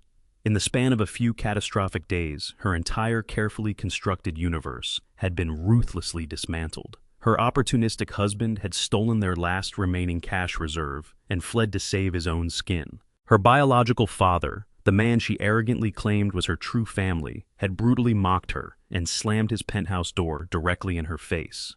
And I, the dedicated stepfather who had unconditionally funded her elite lifestyle for 30 years, had permanently and mercilessly erased her from my life. She walked slowly out of the bedroom and stepped into the dim, freezing living room.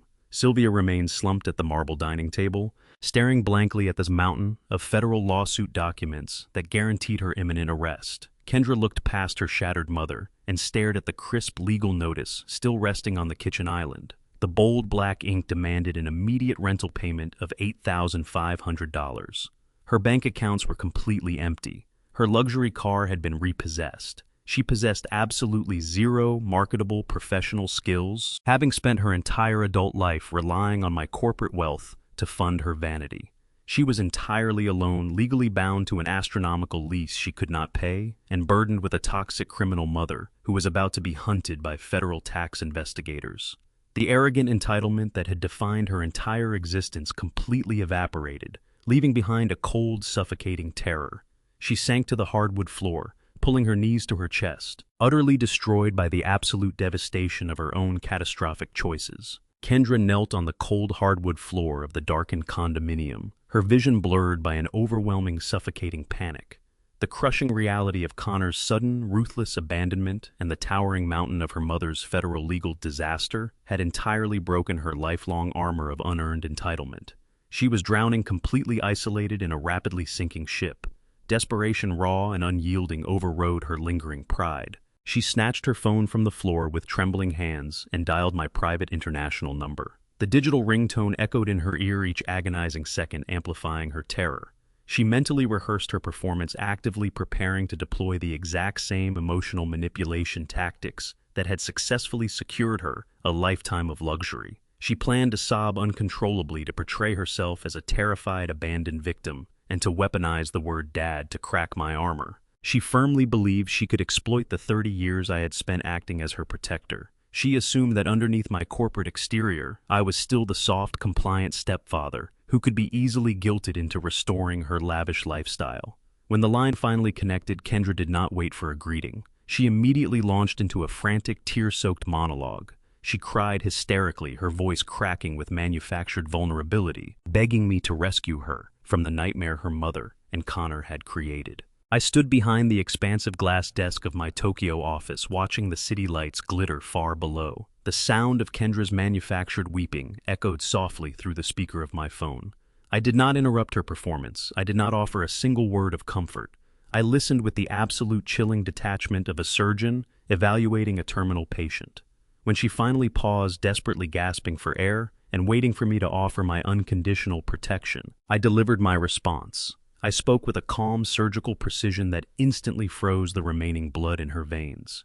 I completely ignored her tears. I clinically reminded her of the exact phrasing she had used while standing in my hallway just a few weeks prior, aggressively holding her brand new ski equipment. I repeated her arrogant declaration word for word, reminding her that she had boldly stated she desperately needed to connect with her real father figure.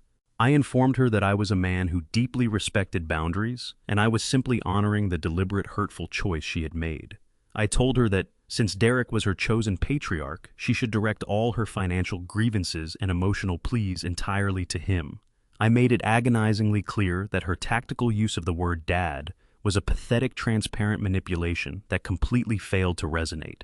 The era of my silent, unconditional subsidy was permanently dead, killed by her own deliberate disrespect. Kendra gasped, the manufactured tears instantly drying up as genuine, unadulterated terror seized her lungs. She realized with horrifying clarity that her emotional leverage was completely gone. She abruptly switched her tactics, abandoning the sentimental performance to focus desperately on immediate financial survival. She pleaded with me to at least cover the upcoming monthly payment on her luxury Mercedes lease. She frantically explained that without her vehicle, she would be completely stranded, utterly incapable of navigating the city or securing any form of employment. She begged for a temporary grace period, promising she would eventually find a way to repay the debt. I did not allow her to finish her desperate negotiation. I cut her off with a sharp, uncompromising tone. I informed her that her plea was entirely irrelevant. The corporate lease on the luxury vehicle had not just been suspended. It had been permanently and irrevocably canceled 24 hours ago. I explained that the Mercedes was not a personal gift. It was a heavily subsidized corporate asset tied directly to my executive portfolio. When I triggered the international relocation protocol, the vehicle's contract was instantly flagged for immediate recovery. I casually mentioned that the Asset Retrieval Division had already been fully authorized to execute the repossession, and their recovery teams operated with extreme uncompromising efficiency. I told her the repo men were likely already dispatched and currently en route to her exact location. I hung up the phone, severing the connection with a final decisive click. I did not block her number immediately. I wanted her to stare at the screen, fully absorbing the absolute terrifying finality of the conversation. Thousands of miles away, Kendra remained frozen on the floor of the condominium, the dead phone still pressed tightly against her ear. The suffocating silence of the apartment felt heavier than ever before. Her last remaining lifeline had just been mercilessly severed. She slowly lowered the phone, her hands shaking violently. A sudden, harsh, mechanical sound echoed from the street below, cutting through the quiet evening air. It was the loud, unmistakable grind of heavy diesel engines and grinding metal gears. Kendra scrambled to her feet, her heart hammering violently against her ribs. She sprinted toward the floor-to-ceiling windows overlooking the luxury building's private parking lot. She pressed her face against the cold glass, her eyes widening in absolute horror. A massive heavy-duty commercial tow truck was currently backing aggressively into her designated parking space. Two men in high-visibility vests were already hooking thick steel chains directly to the undercarriage of her pristine, gleaming Mercedes. She watched in paralyzed, helpless devastation as the powerful hydraulic winch loudly engaged, lifting the luxury vehicle effortlessly off the pavement. The tow truck quickly secured the car and accelerated out of the lot, taking her last remaining symbol of wealth and independence with it. Kendra slid down the cold glass window, collapsing back onto the floor. She was completely trapped in a massive condominium she did not own, facing an astronomical rent. She could not pay, utterly abandoned by the men she had worshipped, and ruthlessly discarded by the only man who had ever truly protected her. While Kendra watched her luxury car being towed away, Sylvia was executing her own desperate strategy on the other side of the city. She had walked into a high-end pawn shop, carrying the last valuable asset she possessed. It was a flawless diamond tennis necklace I had purchased for her 50th birthday. She traded the breathtaking piece of jewelry for a fraction of its actual market value, simply to secure a thick stack of emergency cash. She did not use this money to help Kendra pay the exorbitant rent, or to secure a modest apartment for themselves. Instead, she marched directly into the flashy downtown office of a notoriously aggressive divorce attorney named Vance Sterling. Sterling was a predatory opportunist who built his reputation on orchestrating vicious, high-profile celebrity divorces. Sylvia sat in his plush leather chair and painted a wildly fabricated narrative of severe emotional abuse and sudden financial abandonment. She laid the stack of cash on his desk as an initial retainer. To guarantee his absolute ruthlessness, she promised him a massive percentage of the final settlement. She explicitly offered him half of my accrued executive pension and a substantial cut of the corporate stock options she arrogantly assumed she would win in court. Sterling smelled blood in the water. He eagerly accepted the cash and assured Sylvia that he would completely destroy my life, strip my corporate assets, and force me to surrender a mountain of unearned alimony. Vance Sterling wasted absolutely no time launching his offensive. Less than 24 hours after taking Sylvia's cash, he aggressively contacted my lead corporate counsel. He sent attorney Cole a hostile, heavily worded legal demand letter outlining an astronomical financial settlement. Sterling demanded an immediate unfreezing of all domestic accounts, a permanent monthly alimony payment of $40,000, and the immediate transfer of the primary corporate estate back into Sylvia's name. He threatened to file emergency injunctions and publicly drag my multinational logistics firm into a highly damaging media scandal if his outrageous demands were not met by the end of the business day. He thought he was dealing with a standard corporate executive terrified of bad press and willing to pay a heavy premium simply to make the problem quietly disappear. He had absolutely no idea he was stepping into a meticulously crafted legal slaughterhouse. Cole did not respond with panic or desperate negotiation. He replied with a brief, coldly professional email, entirely ignoring the extensive list of threats. Cole simply stated that all financial disputes would be addressed directly and requested an immediate secure video conference with Sterling and his client. Sterling confidently accepted the invitation. He'd summoned Sylvia back into his flashy downtown office, assuring her that my legal team was already caving under his aggressive pressure. They sat side by side in front of a large flat-screen monitor, grinning like victorious predators waiting to dictate their absolute terms of surrender. The screen flickered to life, revealing Attorney Cole sitting perfectly still in a stark, windowless conference room. He did not look intimidated. He looked entirely bored. Sterling aggressively unmuted his microphone and immediately launched into a loud, rehearsed monologue about spousal rights and equitable asset division. He arrogantly listed the vast corporate holdings he intended to seize on Sylvia's behalf. Cole let him speak for exactly 2 minutes before cutting him off with a single raised hand. Cole calmly reached across his desk and held up a heavily notarized document. It was not a settlement offer. It was the original prenuptial agreement Sylvia had signed 20 years ago. Sterling scoffed loudly, claiming that standard prenuptial agreements were easily broken in state court after long-term marriages. Cole smiled a sharp, terrifying smile and clarified that this was not a standard agreement. 20 years ago, before I ever allowed Sylvia access to my wealth, I had insisted my legal team embed a highly specific ironclad morality clause directly into the core foundation of the marriage contract. The clause explicitly stated that any documented instance of financial fraud, embezzlement, or intentional monetary theft committed by either spouse instantly and permanently nullified their right to any form of alimony, spousal support, or asset division. There were no loopholes. There were no expiration dates. The legal language was absolute. Cole calmly explained that Sylvia had not merely violated the agreement, she had completely obliterated it. She had secretly funneled hundreds of thousands of dollars of marital assets into an offshore account without my consent. By committing deliberate and systematic wire fraud, she had legally activated the exact clause designed to strip her of everything. The confident grin on Sterling's face faltered instantly. The aggressive posture he had maintained just moments ago evaporated as he suddenly realized he was sitting next to a massive legal liability. Cole did not stop with the prenuptial agreement. He seamlessly shared his computer screen, broadcasting the entire devastating forensic audit directly into Sterling's office. He displayed the fabricated vendor invoices, the corresponding bank routing numbers, and the exact IP logs proving Sylvia had orchestrated the massive offshore theft from her personal devices. Cole clinically stated that this extensive dossier had already been forwarded to the Internal Revenue Service and federal prosecutors. He made it painfully clear that my legal team was not defending a divorce. We were actively prosecuting a major federal crime. Sterling stared at the undeniable high-resolution proof of grand theft illuminating his monitor. He was a greedy opportunist who preyed on vulnerable executives, but he was absolutely not a fool.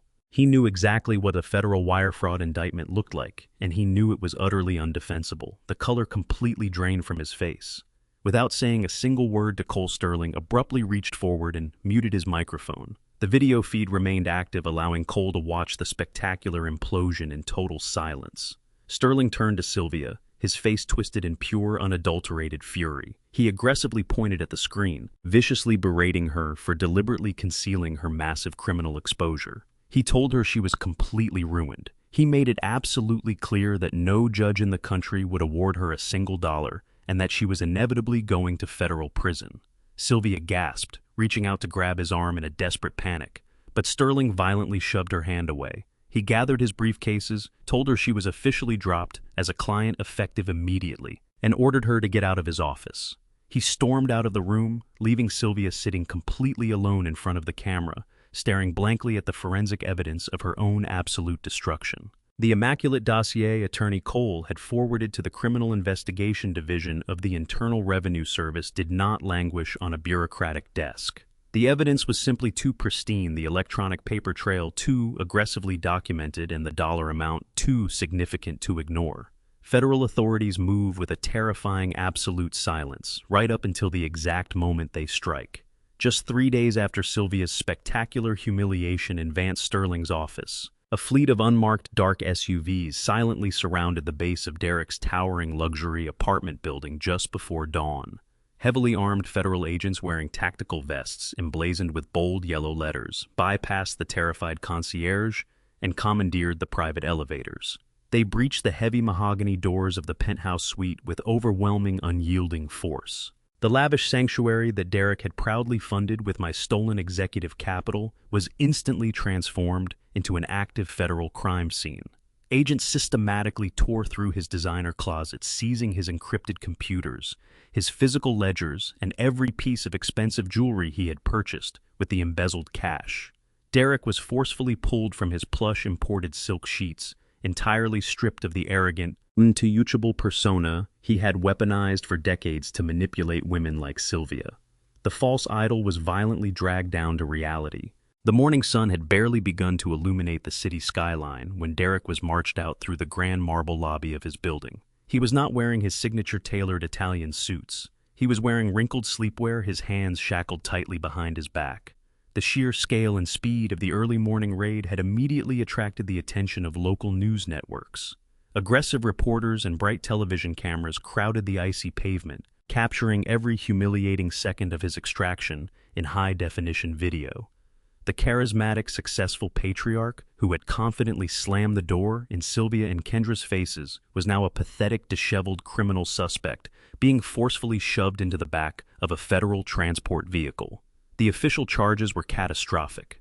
The authorities were not merely pursuing him for quietly receiving stolen marital funds. He was aggressively indicted for massive deliberate tax evasion, international money laundering, and active participation in a systemic wire fraud conspiracy. The staggering gravity of the federal charges carried the absolute certainty of a lengthy, inescapable prison sentence.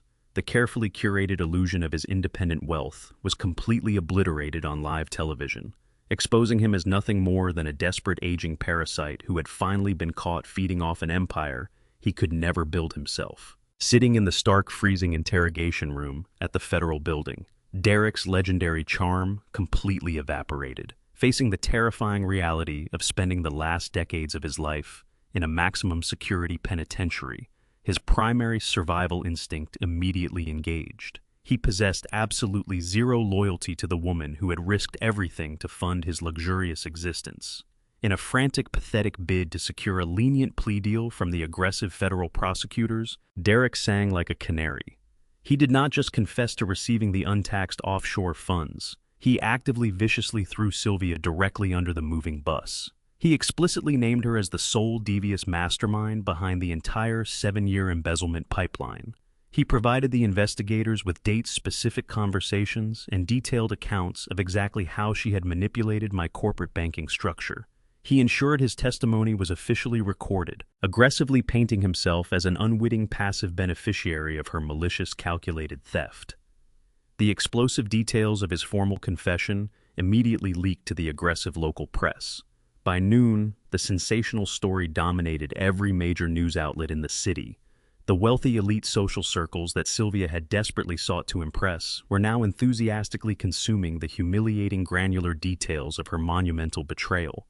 Derek had cowardly traded her remaining freedom and social standing to shave a few years off his own inevitable prison sentence. Across the city, Sylvia sat rigidly on the sofa in Kendra's dark, freezing, and unpaid luxury condominium. The television screen illuminated her pale, terrified face as the breaking news broadcast relentlessly repeated the humiliating footage of Derek's early morning arrest. The anchor's voice echoed through the empty living room, clearly stating Sylvia's full name and directly linking her to the massive federal wire fraud conspiracy. She watched the man she had arrogantly claimed was a real father figure publicly destroy her life on national television to save his own skin. The crushing reality of her absolute, inescapable ruin paralyzed her. She was no longer just a destitute, evicted wife facing a bitter, fault-based divorce. She was officially a documented social pariah, completely shunned by the country club elites she had worshipped and actively hunted as the primary suspect in a major federal criminal investigation. She possessed no money, no legal representation, and absolutely zero leverage against the towering, unforgiving legal apparatus currently mobilizing to annihilate her. The devastating realization that she had deliberately thrown away my unconditional protection for a coward who had instantly betrayed her shattered her remaining sanity. The trap I had patiently constructed had snapped completely shut, leaving her utterly alone to face the catastrophic, life-altering consequences of her own boundless greed. The sheer terror of federal prison completely shattered whatever fragile remnants of pride Sylvia still possessed. The spectacular televised downfall of Derek left her staring directly into the abyss of her own imminent arrest. Knowing the Internal Revenue Service and the federal authorities were actively circling her digital footprint, she abandoned any delusion of fighting back or mounting a legal defense. She pleaded with the court-appointed public defender she was forced to consult, begging him to contact Attorney Cole and arrange an emergency mediation session. She offered unconditional surrender before the federal prosecutors could officially draft her indictment. I received Cole's briefing regarding her desperate capitulation while reviewing quarterly logistics reports in my Tokyo office. I could have simply ignored her plea and allowed the authorities to kick her front door off its hinges, but I required total, undisputed closure regarding my marital assets. I instructed Cole to grant her request for a single binding mediation session. The parameters were strictly dictated. There would be no physical meeting, no shared neutral ground, and absolutely no room for emotional negotiation. The summit would be conducted entirely over a highly encrypted corporate video link, heavily monitored and recorded by my legal team. Sylvia was instructed to log in precisely at 8 o'clock in the evening, her time, dragging herself to the local office of a designated notary public Cole had hired solely to verify her signature. She arrived exactly on time, sitting alone in a sterile, fluorescent-lit conference room, terrified of the man she used to openly mock. The digital connection synchronized, flawlessly projecting the stark, undeniable reality of our respective positions across the globe. The visual contrast was nothing short of staggering. I sat at the head of a massive polished obsidian conference table located on the top floor of the Tokyo corporate headquarters. The floor-to-ceiling windows behind me framed the breathtaking illuminated skyline of one of the most powerful financial capitals on the planet. I wore a pristine, bespoke charcoal suit flanked on either side by a formidable phalanx of elite corporate attorneys, senior financial advisors, and my executive operational staff. We projected the terrifying unified aura of a sovereign kingdom fully prepared for war. On the other side of the split screen, Sylvia appeared as a broken, pathetic shadow of the arrogant socialite she once was. She sat huddled in a cheap plastic chair inside a cramped, generic notary office. The harsh, unforgiving overhead lights exposed her unwashed hair, her deeply hollowed eyes, and the cheap, oversized sweater she wore to ward off the chill. The heavy designer jewelry and aggressive makeup were completely gone, stripped away by the crushing gravity of her destitute reality. She stared at the high-definition monitor, physically flinching, as she took in the sheer magnitude of the corporate power I wielded. For decades, she had treated my executive career as a convenient bank teller, entirely ignorant of the vast, aggressive machinery I commanded. Seeing me sitting at the apex of an international empire, completely surrounded by highly trained professionals who answered exclusively to me, finally forced her to comprehend the colossal scale of the titan she had foolishly attempted to betray. I was an untouchable king residing securely in an impenetrable fortress, and she was a destitute beggar pleading for scraps in the dark. I did not offer a polite greeting or acknowledge her visible distress. I opened a leather-bound folder and immediately began dictating the absolute non-negotiable terms of her surrender. I spoke with a quiet, lethal authority that left absolutely zero oxygen in the room for debate. I informed her that Attorney Cole was currently holding a secondary civil lawsuit and a supplementary evidence packet that, if submitted, would force the federal prosecutors to immediately issue a warrant for her arrest. However, I offered her a singular, brutal alternative to spending a decade in a federal penitentiary. I proposed to indefinitely withhold the final civil filings and officially classify the stolen $400,000 as an aggressive, unauthorized marital loan rather than grand theft. In exchange for this temporary shield against federal incarceration, Sylvia was required to sign a comprehensive, bulletproof post-nuptial surrender agreement. The document explicitly and legally stripped her of any and all claims to my executive pension, my corporate stock options, my international real estate holdings, and the entirety of our marital assets. Furthermore, she was mandated to sign a legally binding, heavily penalized restitution contract.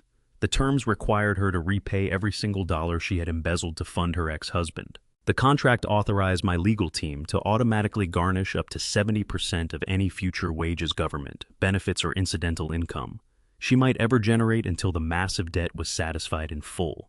I made it painfully clear that if she missed a single payment, or if she ever attempted to challenge the agreement in family court, the protective shield would be instantly revoked, and the federal wire fraud evidence would be fully unleashed. Sylvia stared at the screen, her chest heaving as the brutal reality of the draconian settlement washed over her. She was being offered a choice between permanent, crushing financial slavery and immediate federal imprisonment. There was no third option. She looked down at the thick stack of legal documents the notary public slid across the cheap laminate table. A heavy silence dominated the video feed, punctuated only by her ragged, suppressed sobs. She picked up the black ink pen with violently trembling hands. She did not attempt to argue the extortionate terms. She did not beg for a more lenient repayment schedule or a fraction of the alimony she had once arrogantly demanded. The absolute terror of joining Derek in a maximum security cell completely overrode any lingering shred of pride. With the camera capturing her every agonizing movement, Sylvia methodically signed her name on the designated lines, initialing each page that systematically stripped away her entire future. She legally signed away decades of guaranteed luxury, officially transforming herself into an indentured servant, forced to repay a colossal debt to the very husband she had maliciously betrayed. The notary swiftly collected the documents, applying the official state seals that rendered her total surrender permanent and irrevocable. Sylvia looked up at the camera, her tear-streaked face radiating absolute defeat, desperately searching my expression for a single ounce of mercy or lingering affection. I offered none. I looked at the broken woman who had ruthlessly plotted my ruin, offered a single dismissive nod of confirmation, and reached forward. I closed the laptop with a sharp, decisive snap. The screen went entirely black, plunging her back into isolation. The marriage was officially dead, and the parasitic rot had been surgically removed from my life. 6 months passed with the ruthless mechanical efficiency of a metronome. The glittering skyline of Tokyo and the sprawling corporate estates of the past had entirely evaporated, replaced by the harsh, unforgiving glare of fluorescent lights in a massive discount retail warehouse. It was 3 o'clock in the morning. Sylvia was 62 years old. She was not draped in imported cashmere or adorned with the flawless diamond tennis necklace she had desperately pawned to a predatory lawyer. Instead, she wore a stiff, oversized polyester uniform vest in a garish shade of blue, the cheap fabric scratched against her skin, a constant physical reminder of her spectacular downfall. She stood in aisle 14 holding a pricing scanner and a box cutter, methodically slicing open heavy cardboard boxes filled with discounted household goods. The woman who had once arrogantly ordered expensive vintage wines in five-star Aspen restaurants was now tasked with stocking shelves during the graveyard shift, alongside exhausted college students and desperate retirees. Her legs ached with a dull, relentless throbbing. Her back protested every time she bent down to lift another heavy crate of generic merchandise. There were no caterers to serve her, no maids to clean up her messes, and absolutely no wealthy socialites to impress. She was entirely invisible, reduced to a nameless, faceless drone in the vast, unfeeling machinery of the working class she had spent her entire adult life viciously mocking. The physical exhaustion of the graveyard shift was nothing compared to the absolute psychological devastation that arrived every other Friday. When the store manager handed Sylvia her bi-weekly pay stub, she did not see the meager fruits of her grueling labor. She saw the ironclad, legally binding restitution contract executing its flawless, automated vengeance. Exactly 70% of her minimum wage paycheck was ruthlessly garnished by court order before the funds even touched her heavily monitored debit account. The money was instantly routed directly back into my corporate blind trust, systematically repaying the massive $400,000 debt she had accrued through her treacherous wire fraud. She was trapped in a state of perpetual financial slavery, working grueling 40-hour weeks simply to hand her earnings directly over to the husband she had maliciously betrayed. The remaining 30% barely covered her basic survival, forcing her to rent a cramped, windowless basement room in a decaying boarding house that smelled of bleach and damp wood. The most brutal transformation, however, was written directly onto her physical body.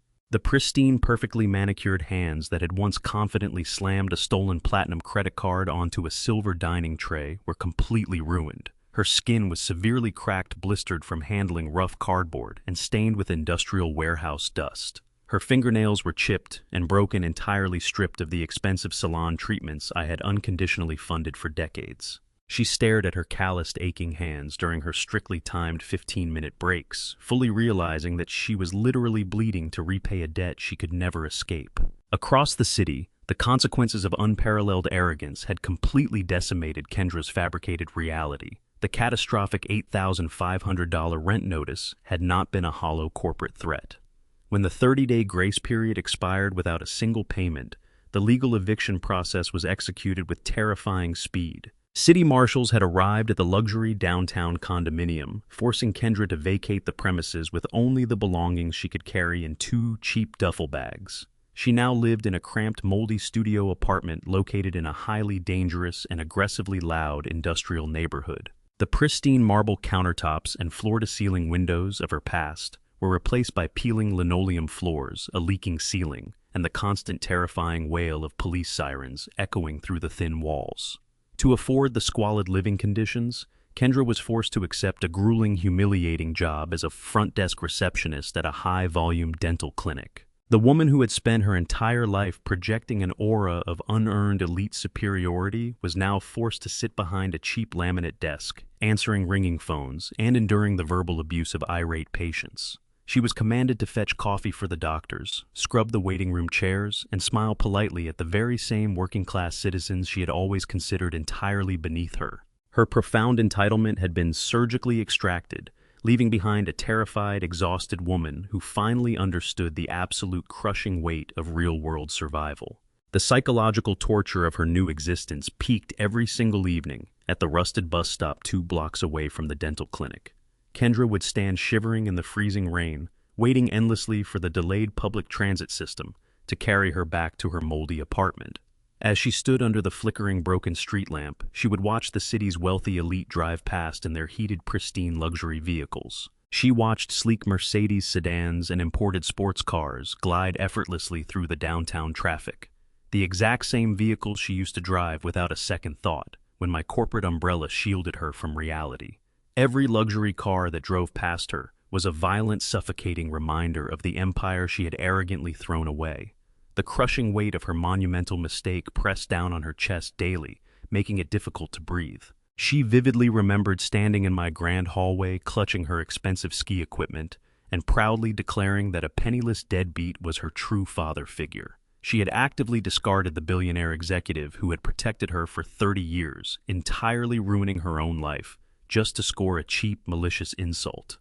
The absolute agony of her daily poverty finally broke her remaining pride. Standing in the freezing rain, she made a final desperate calculation. She knew Sylvia was permanently ruined, and Connor was gone forever. She decided to painstakingly hoard every single spare dollar from her meager receptionist paycheck, skipping meals and walking to work to pool her cash for one last massive gamble to reclaim her lost kingdom. For 3 agonizing months, Kendra hoarded every spare coin she earned, answering phones and scrubbing waiting room chairs. She skipped meals, ignored the mounting late fees on her utility bills, and lived in a constant state of freezing deprivation. Her entire existence was funneled into a singular desperate objective. She drained her meager savings account down to the absolute last cent to purchase a heavily restricted budget economy ticket to Tokyo. The 14-hour flight was a grueling physical ordeal crammed into a middle seat near the rear lavatories, a stark and humiliating contrast to the private first-class cabins I used to unconditionally provide. She landed in Japan, completely exhausted, disoriented by the sprawling metropolis and possessing absolutely no money for a hotel or a return flight. She navigated the complex subway system using fragmented directions until she finally stood before the imposing, glass and steel monolith of my corporate headquarters. The sky above Tokyo opened up, unleashing a freezing, relentless downpour. Kendra did not seek shelter. She stood directly on the exposed pavement near the executive parking garage, shivering violently in a cheap waterlogged coat she had purchased from a discount rack. She waited for 6 grueling hours in the freezing rain, her teeth chattering and her shoes completely soaked through. She stared at the revolving glass doors of the towering skyscraper, clinging to the pathetic manufactured hope that my paternal instincts would instantly override the catastrophic disrespect she had inflicted upon me. At exactly 6 o'clock in the evening, the heavy glass doors of the corporate headquarters slid open. I walked out into the cool, rain-slicked evening, flanked seamlessly by 2 heavily built private security contractors. I wore a bespoke navy suit completely shielded from the elements by a massive black umbrella, held by an executive assistant. I was reviewing a final logistics briefing on a tablet, my mind entirely focused on a multi-billion-dollar acquisition, when my lead security officer abruptly halted the procession. He subtly signaled toward the perimeter of the executive drop-off zone. I looked up and saw Kendra. The visual contrast was absolute and undeniable. She was soaking wet, shivering violently, and looking like a discarded broken shell of the arrogant socialite who had once sneered at me in my own hallway. My security detail immediately stepped forward, fully prepared to physically intercept and remove the shivering vagrant blocking my path to the idling armored sedan. I raised a single-gloved hand, halting their aggressive advance. I looked at the woman I had housed, educated, and protected for 30 years. I did not feel a sudden rush of paternal affection. I did not feel the urge to wrap my coat around her freezing shoulders. I simply felt the quiet clinical curiosity of a man observing the final, inevitable result of a calculated equation. I motioned for my detail to stand down and gestured toward a high-end minimalist espresso bar located just across the pristine plaza. I instructed my head of security to secure a private table. I looked directly at Kendra and informed her that she had exactly 5 minutes of my time. We sat across from each other in the quiet, dimly lit cafe. The rich scent of roasted coffee beans filled the air, contrasting sharply with the smell of damp, cheap fabric clinging to Kendra's shivering frame. She did not waste a single second of her allotted 5 minutes. She instantly shattered, unleashing a torrent of ugly, genuine tears that ruined her remaining makeup. She aggressively grasped the edges of the marble table, pleading with me to end her nightmare. She unleashed a frantic, desperate apology, confessing everything in a rapid, breathless rush. She openly admitted the humiliating truth that her biological father, Derek, was nothing but a manipulative, penniless fraud who had slammed the door directly in her face the moment the stolen money dried up. She confessed that Connor was a spineless coward who had drained her bank accounts and abandoned her to face impending homelessness entirely alone. She cried that her mother was a ruined, indentured servant scrubbing retail floors to avoid federal prison. She stripped away every single layer of her lifelong arrogance and begged me to rescue her. She promised she would change, swearing she would be the perfect, grateful daughter I had always deserved. She looked at me with wide, terrified eyes, begging me to bring her back into my world, to restore her comfortable life, and to be her real father again. She laid her complete shattered soul on the table, desperately hoping my inherent decency would force me to rebuild the kingdom she had so carelessly burned to the ground. I sat perfectly still, allowing her frantic, desperate pleas to echo and fade into the quiet ambiance of the cafe. I did not interrupt her tearful confession. I picked up my porcelain cup and slowly finished my espresso, savoring the bitter, complex flavor with absolute calmness. When the cup was empty, I set it down with a soft, deliberate click against the saucer. I looked directly into Kendra's swollen, terrified eyes. I reached inside the breast pocket of my tailored suit jacket and withdrew a crisp white envelope. I placed it squarely in the center of the marble table, sliding it gently toward her trembling hands. I informed her that the envelope contained a single non-refundable coach ticket on a commercial flight departing Tokyo for America in exactly 4 hours. It was a one-way trip back to the harsh, unforgiving reality she had actively chosen. I looked at the broken woman sitting across from me and delivered my final uncompromising verdict. I told her that a stable foundation must be meticulously earned through hard work and genuine respect, not blindly inherited through arrogant entitlement. I stated that she had spent 30 years living in a fortress I built, only to insult the architect and hand the keys to a parasite. I stood up, buttoning my suit jacket with smooth, precise movements. I did not offer a hug. I did not wish her luck. I simply turned around and walked out of the glass doors of the cafe, stepping back under the black umbrella held by my security detail. I walked toward my waiting sedan and drove away into the neon-lit Tokyo night, leaving her sitting completely alone with her ticket, never once looking back. The armored sedan glided smoothly through the vibrant arteries of the city before descending into the secure subterranean parking garage of my private residential tower. I stepped into the private express elevator and swiped my encrypted keycard. The stainless steel doors closed seamlessly, carrying me upward toward the pinnacle of the Tokyo skyline.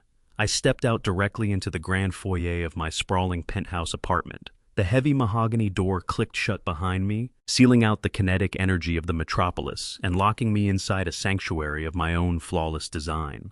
The space was a masterpiece of minimalist luxury, featuring polished slate floors and vast expanses of floor-to-ceiling glass that offered an uninterrupted, breathtaking panoramic view of the glittering city below. The neon lights painted the interior walls with a soft, shifting luminescence. I stood in the center of the expansive living room and simply breathed. The silence was absolute and immaculate. There were no arrogant demands echoing down the hallways. There were no entitled complaints about imaginary inconveniences. There was no suffocating undercurrent of deceit or manipulation poisoning the air. I had spent decades surrounded by the relentless toxic noise of ungrateful parasites constantly demanding more of my lifeblood. That noise was now permanently extinguished. I stripped off my tailored suit jacket and draped it neatly over a leather chair, moving through the pristine environment with the calm, deliberate pace of a man who possessed total and undisputed ownership of his own existence. I walked over to the sleek obsidian desk positioned near the massive windows and woke my encrypted laptop from its sleep mode. The screen glowed to life, illuminating the quiet room. I bypassed the rigorous security protocols and accessed my private banking portal to review my personal financial matrices. A small, discreet notification immediately popped up in the corner of the display. It was an automated alert from the corporate legal trust managed by attorney Cole. Sylvia's monthly court-mandated restitution payment had officially cleared the international routing system and landed securely in my holding account. Exactly 70% of her grueling minimum wage paycheck had been forcibly extracted by the federal garnishment order, leaving her with barely enough to survive her miserable existence in that damp basement room. I looked at the exact numerical figure on the screen.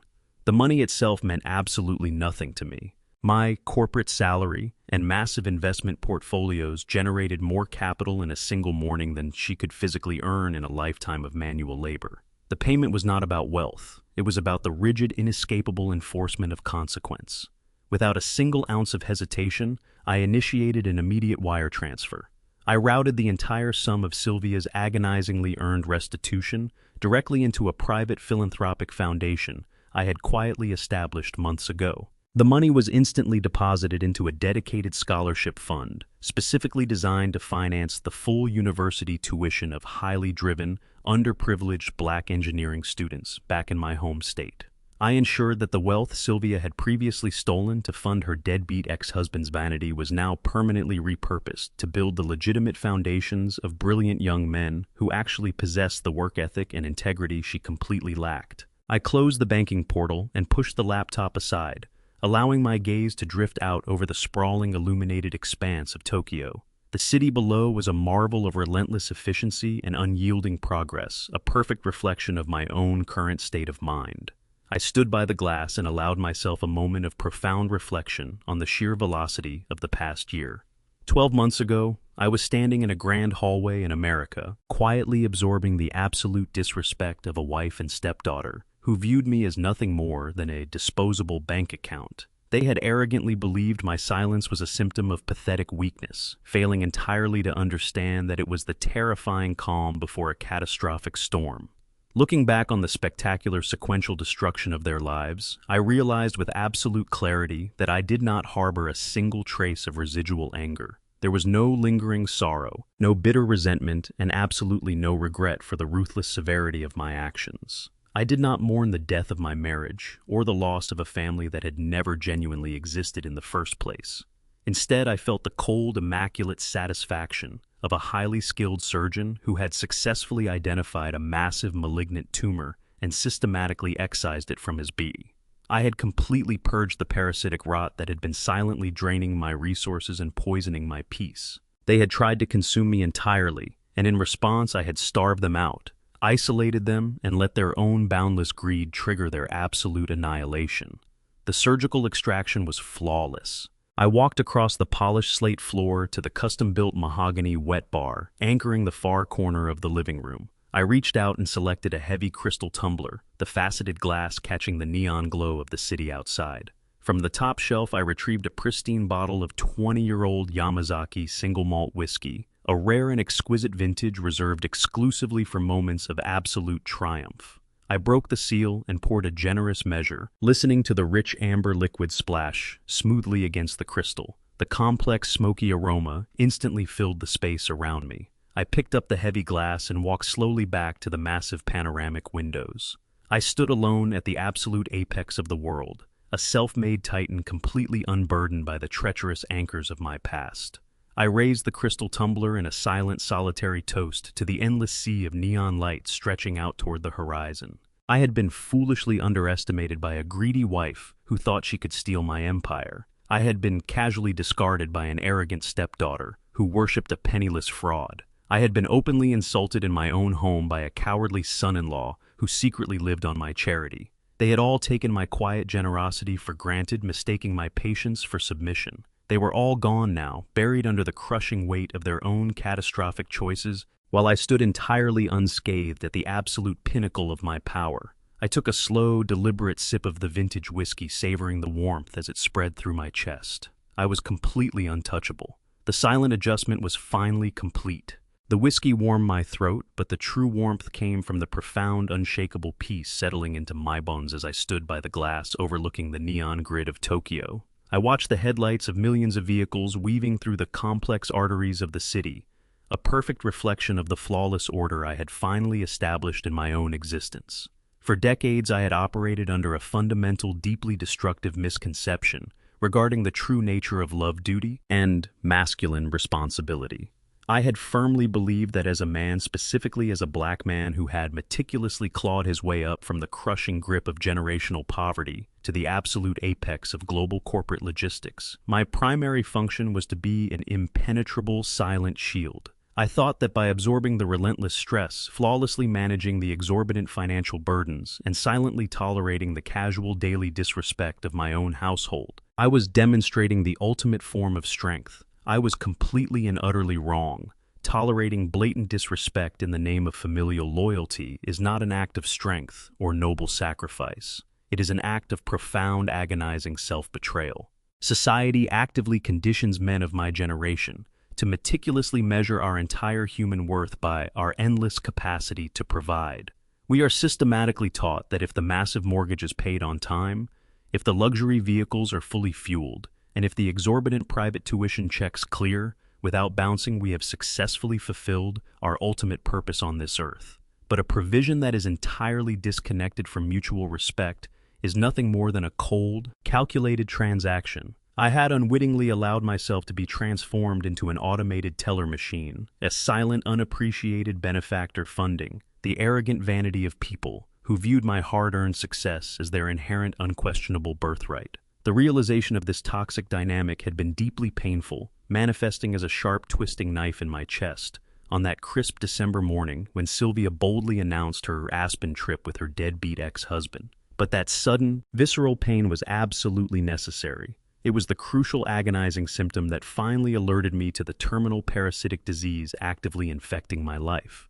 I had chosen absolute silence in that grand hallway, not out of weakness or submission, but because true concentrated power never needs to announce itself to the room. When a seasoned predator decides to strike, it does not roar to warn its prey of the impending doom. It simply moves with lethal, uncompromising precision. My profound silence was the meticulously drafted architecture of their ruin, designed in the shadows and flawlessly executed in the light. Looking down at the sprawling illuminated metropolis, stretching out toward the Pacific horizon, my thoughts drifted briefly toward Kendra. I visualized her shivering violently in the freezing rain outside my corporate headquarters, her expensive makeup ruined, desperately begging for a miraculous rescue from the consequences of her own boundless arrogance. A weaker man, a man still hopelessly enslaved by the toxic illusion of unconditional fatherhood, might have easily relented in that specific moment. He might have looked at her ruined, pathetic state and felt a sudden overriding surge of misplaced paternal guilt.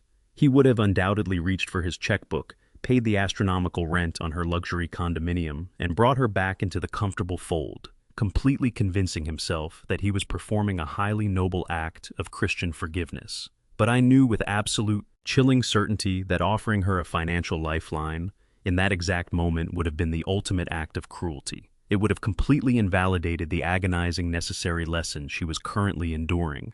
Kendra had spent 30 years floating effortlessly in a heavily subsidized anti-gravity chamber of my own creation, completely insulated from the crushing, undeniable weight of real-world consequences. She genuinely believed she could treat the people around her like disposable, insignificant stepping stones, simply because she had never been allowed to violently hit the concrete ground. When she proudly and maliciously declared that a penniless, manipulative fraud was her true father figure, she was operating under the dangerous delusion that her words carried absolutely no weight or consequence. I simply removed the financial anti-gravity field and allowed the universal, unforgiving law of gravity to take over. Her current agonizing suffering in that squalid, moldy studio apartment was not a malicious punishment I was actively inflicting upon her from afar. It was simply the delayed, completely unavoidable accumulation of her own terrible choices finally catching up to her. By handing her a one-way economy ticket back to America and walking away without looking back, I was delivering the only gift of actual enduring value I had left to offer her. I gave her the absolute terrifying necessity to finally build her own spine. If she somehow survived the grinding poverty, the grueling, humiliating shifts, answering phones at the dental clinic, and the crushing psychological blow of taking the public bus while her former elite friends drove past, she might finally forge a character actually worth respecting. If I had bailed her out and wiped her slate clean, I would have simply reset the digital timer on her inevitable, spectacular self-destruction. Love, in its truest, most vital, and most agonizing form, sometimes looks exactly like absolute, unforgiving rejection. It requires the immense, heartbreaking strength to watch someone you once deeply cared for shatter into 1,000 jagged pieces, knowing with absolute certainty that it is the only possible way they will ever learn how to put themselves back together correctly. You cannot shield a butterfly from the struggle of emerging from its cocoon without permanently crippling its ability to fly.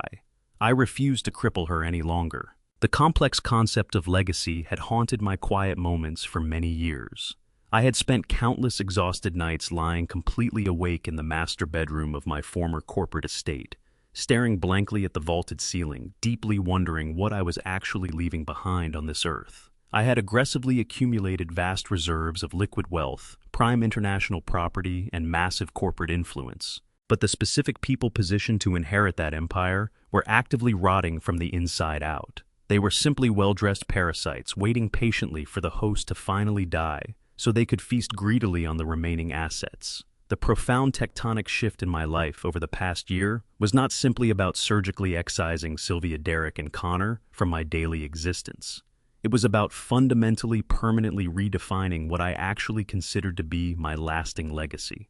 The digital notification on my laptop, confirming Sylvia's automatically garnished retail wages, represented the absolute genesis of this new paradigm. I did not want her money to enrich my own life. I possessed more capital than I could ever reasonably spend.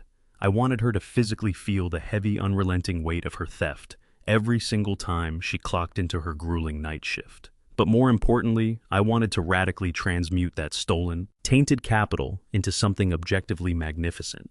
Establishing the Private Engineering Scholarship Fund was without question the most deeply fulfilling financial maneuver of my entire extensive career. I vividly remembered the specific afternoon I sat in my Tokyo office and meticulously reviewed the application of the inaugural recipient. His name was Malik. He was a 19-year-old exceptionally brilliant mind, hailing from a severely disadvantaged, deeply impoverished neighborhood back in my home state, the exact kind of suffocating environment I had aggressively escaped decades ago. His application essay detailed his relentless, uncompromising pursuit of higher knowledge, describing how he spent countless hours studying advanced calculus by the dim light of a public street lamp when his struggling family's electricity was abruptly shut off.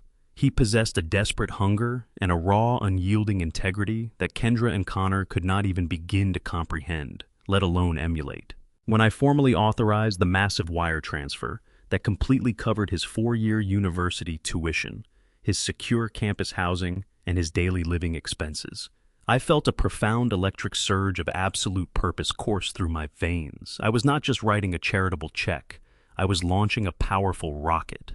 I was taking the exact wealth that Sylvia had maliciously funneled to a deadbeat ex-husband to fund his leased sports cars and using it to permanently alter the entire generational trajectory of a young black man who would actually contribute something of value to the world.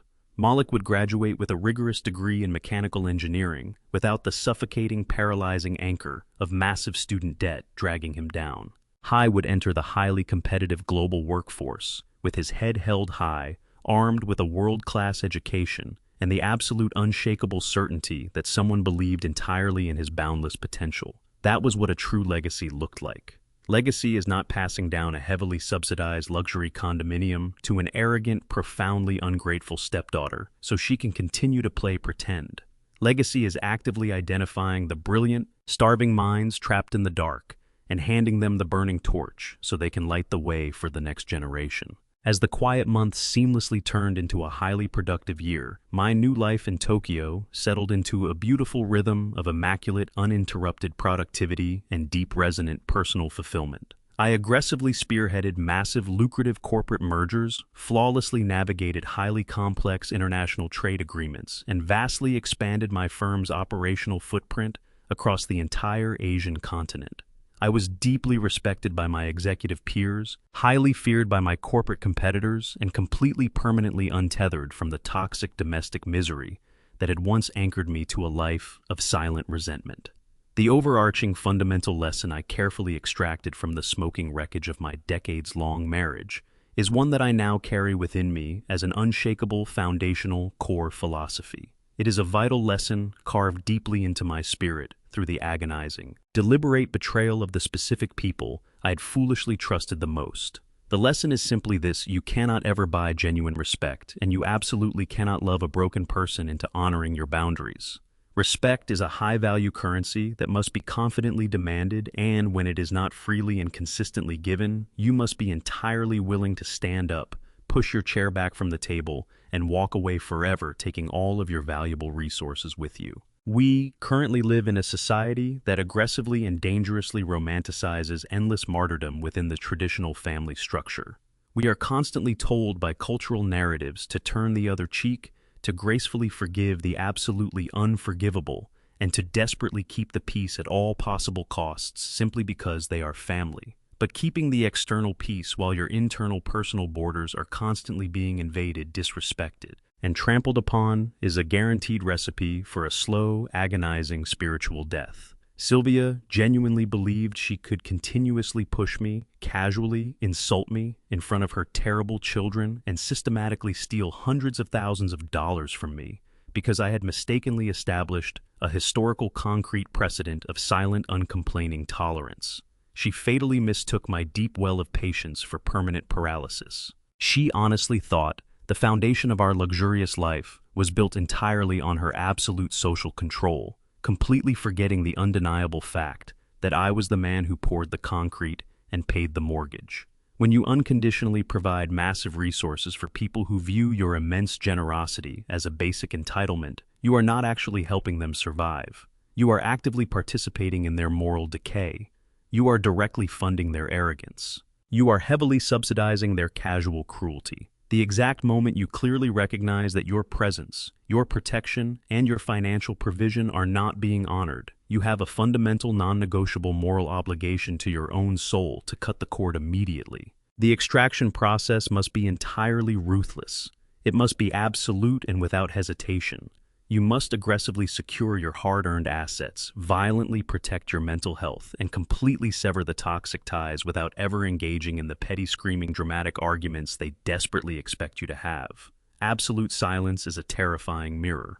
When you simply remove your physical presence and your financial resources from their lives without uttering a single word of explanation, you force them to look directly at their own monstrous, ungrateful reflections. You force them to deeply experience the sheer terrifying magnitude of the massive void you leave behind. They will inevitably scream, they will hurl vicious threats, and they will try to aggressively manipulate you with manufactured tears and historical guilt trips. You must remain as cold, unyielding, and immovable as a massive glacier. You must let them freeze to death in the harsh winter they actively prayed for when they disrespected the sun.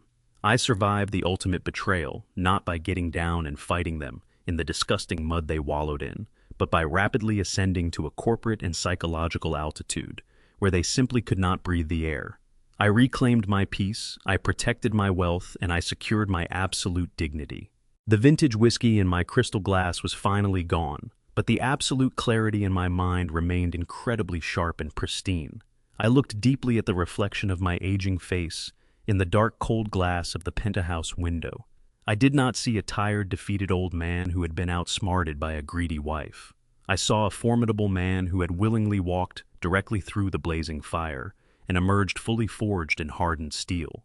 I saw a man who had successfully performed a brutal, agonizingly necessary amputation to save his own life from a spreading infection. The emotional scars were certainly there, completely invisible to the naked eye, but permanently etched into the deep fabric of my soul, serving as a constant vital reminder of the absolute necessity of relentless personal vigilance. If you are listening to this story right now, if my carefully chosen words are deeply resonating in the quiet, hidden spaces of your own complicated life, I need you to completely pause whatever you are doing and take a merciless, objective inventory of your immediate surroundings. Look very closely at the specific people who currently sit at your dining table. Are they actually there because they deeply value your presence, your wisdom, and your company? Or are they simply there to greedily consume the massive feast you have bled, sweated, and sacrificed to provide? Do they actively honor your daily sacrifices, or do they casually roll their eyes and heave heavy sighs when you ask for a simple, basic fraction of the respect you so freely give them? If you are currently silently enduring the casual daily cruelty of a spouse who views you as nothing more than an endless, uncomplaining bank account, or an entitled, arrogant child who actively treats your hard-earned wealth as a limitless, guaranteed safety net, you must wake up right now. You are absolutely not being noble. You are not bravely keeping the family together for the greater good. You are actively volunteering to be a permanent hostage in a dark, miserable prison you built with your very own hands. Stop hopelessly waiting for them to suddenly experience a miraculous epiphany and realize your true worth. Parasites never experience a sudden, moral crisis of conscience.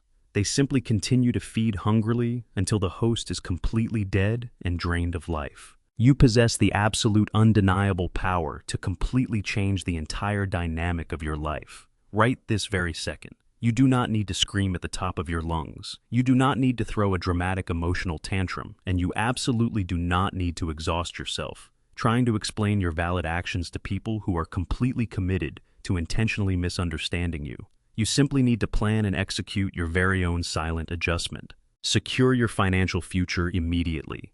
Draw an impenetrable towering boundary around your life. Stop actively funding the very disrespect that is systematically destroying your internal peace. It will undoubtedly be terrifying at first, and it will hurt with a profound aching intensity. But the momentary sharp pain of surgical extraction is absolutely nothing compared to a miserable lifetime of indentured emotional servitude. Reclaim your personal kingdom today. Let those who disrespect you face the absolute crushing cold reality of a harsh life, without your silent, unconditional protection, shielding them from the world. Let them fall and do not reach out to catch them.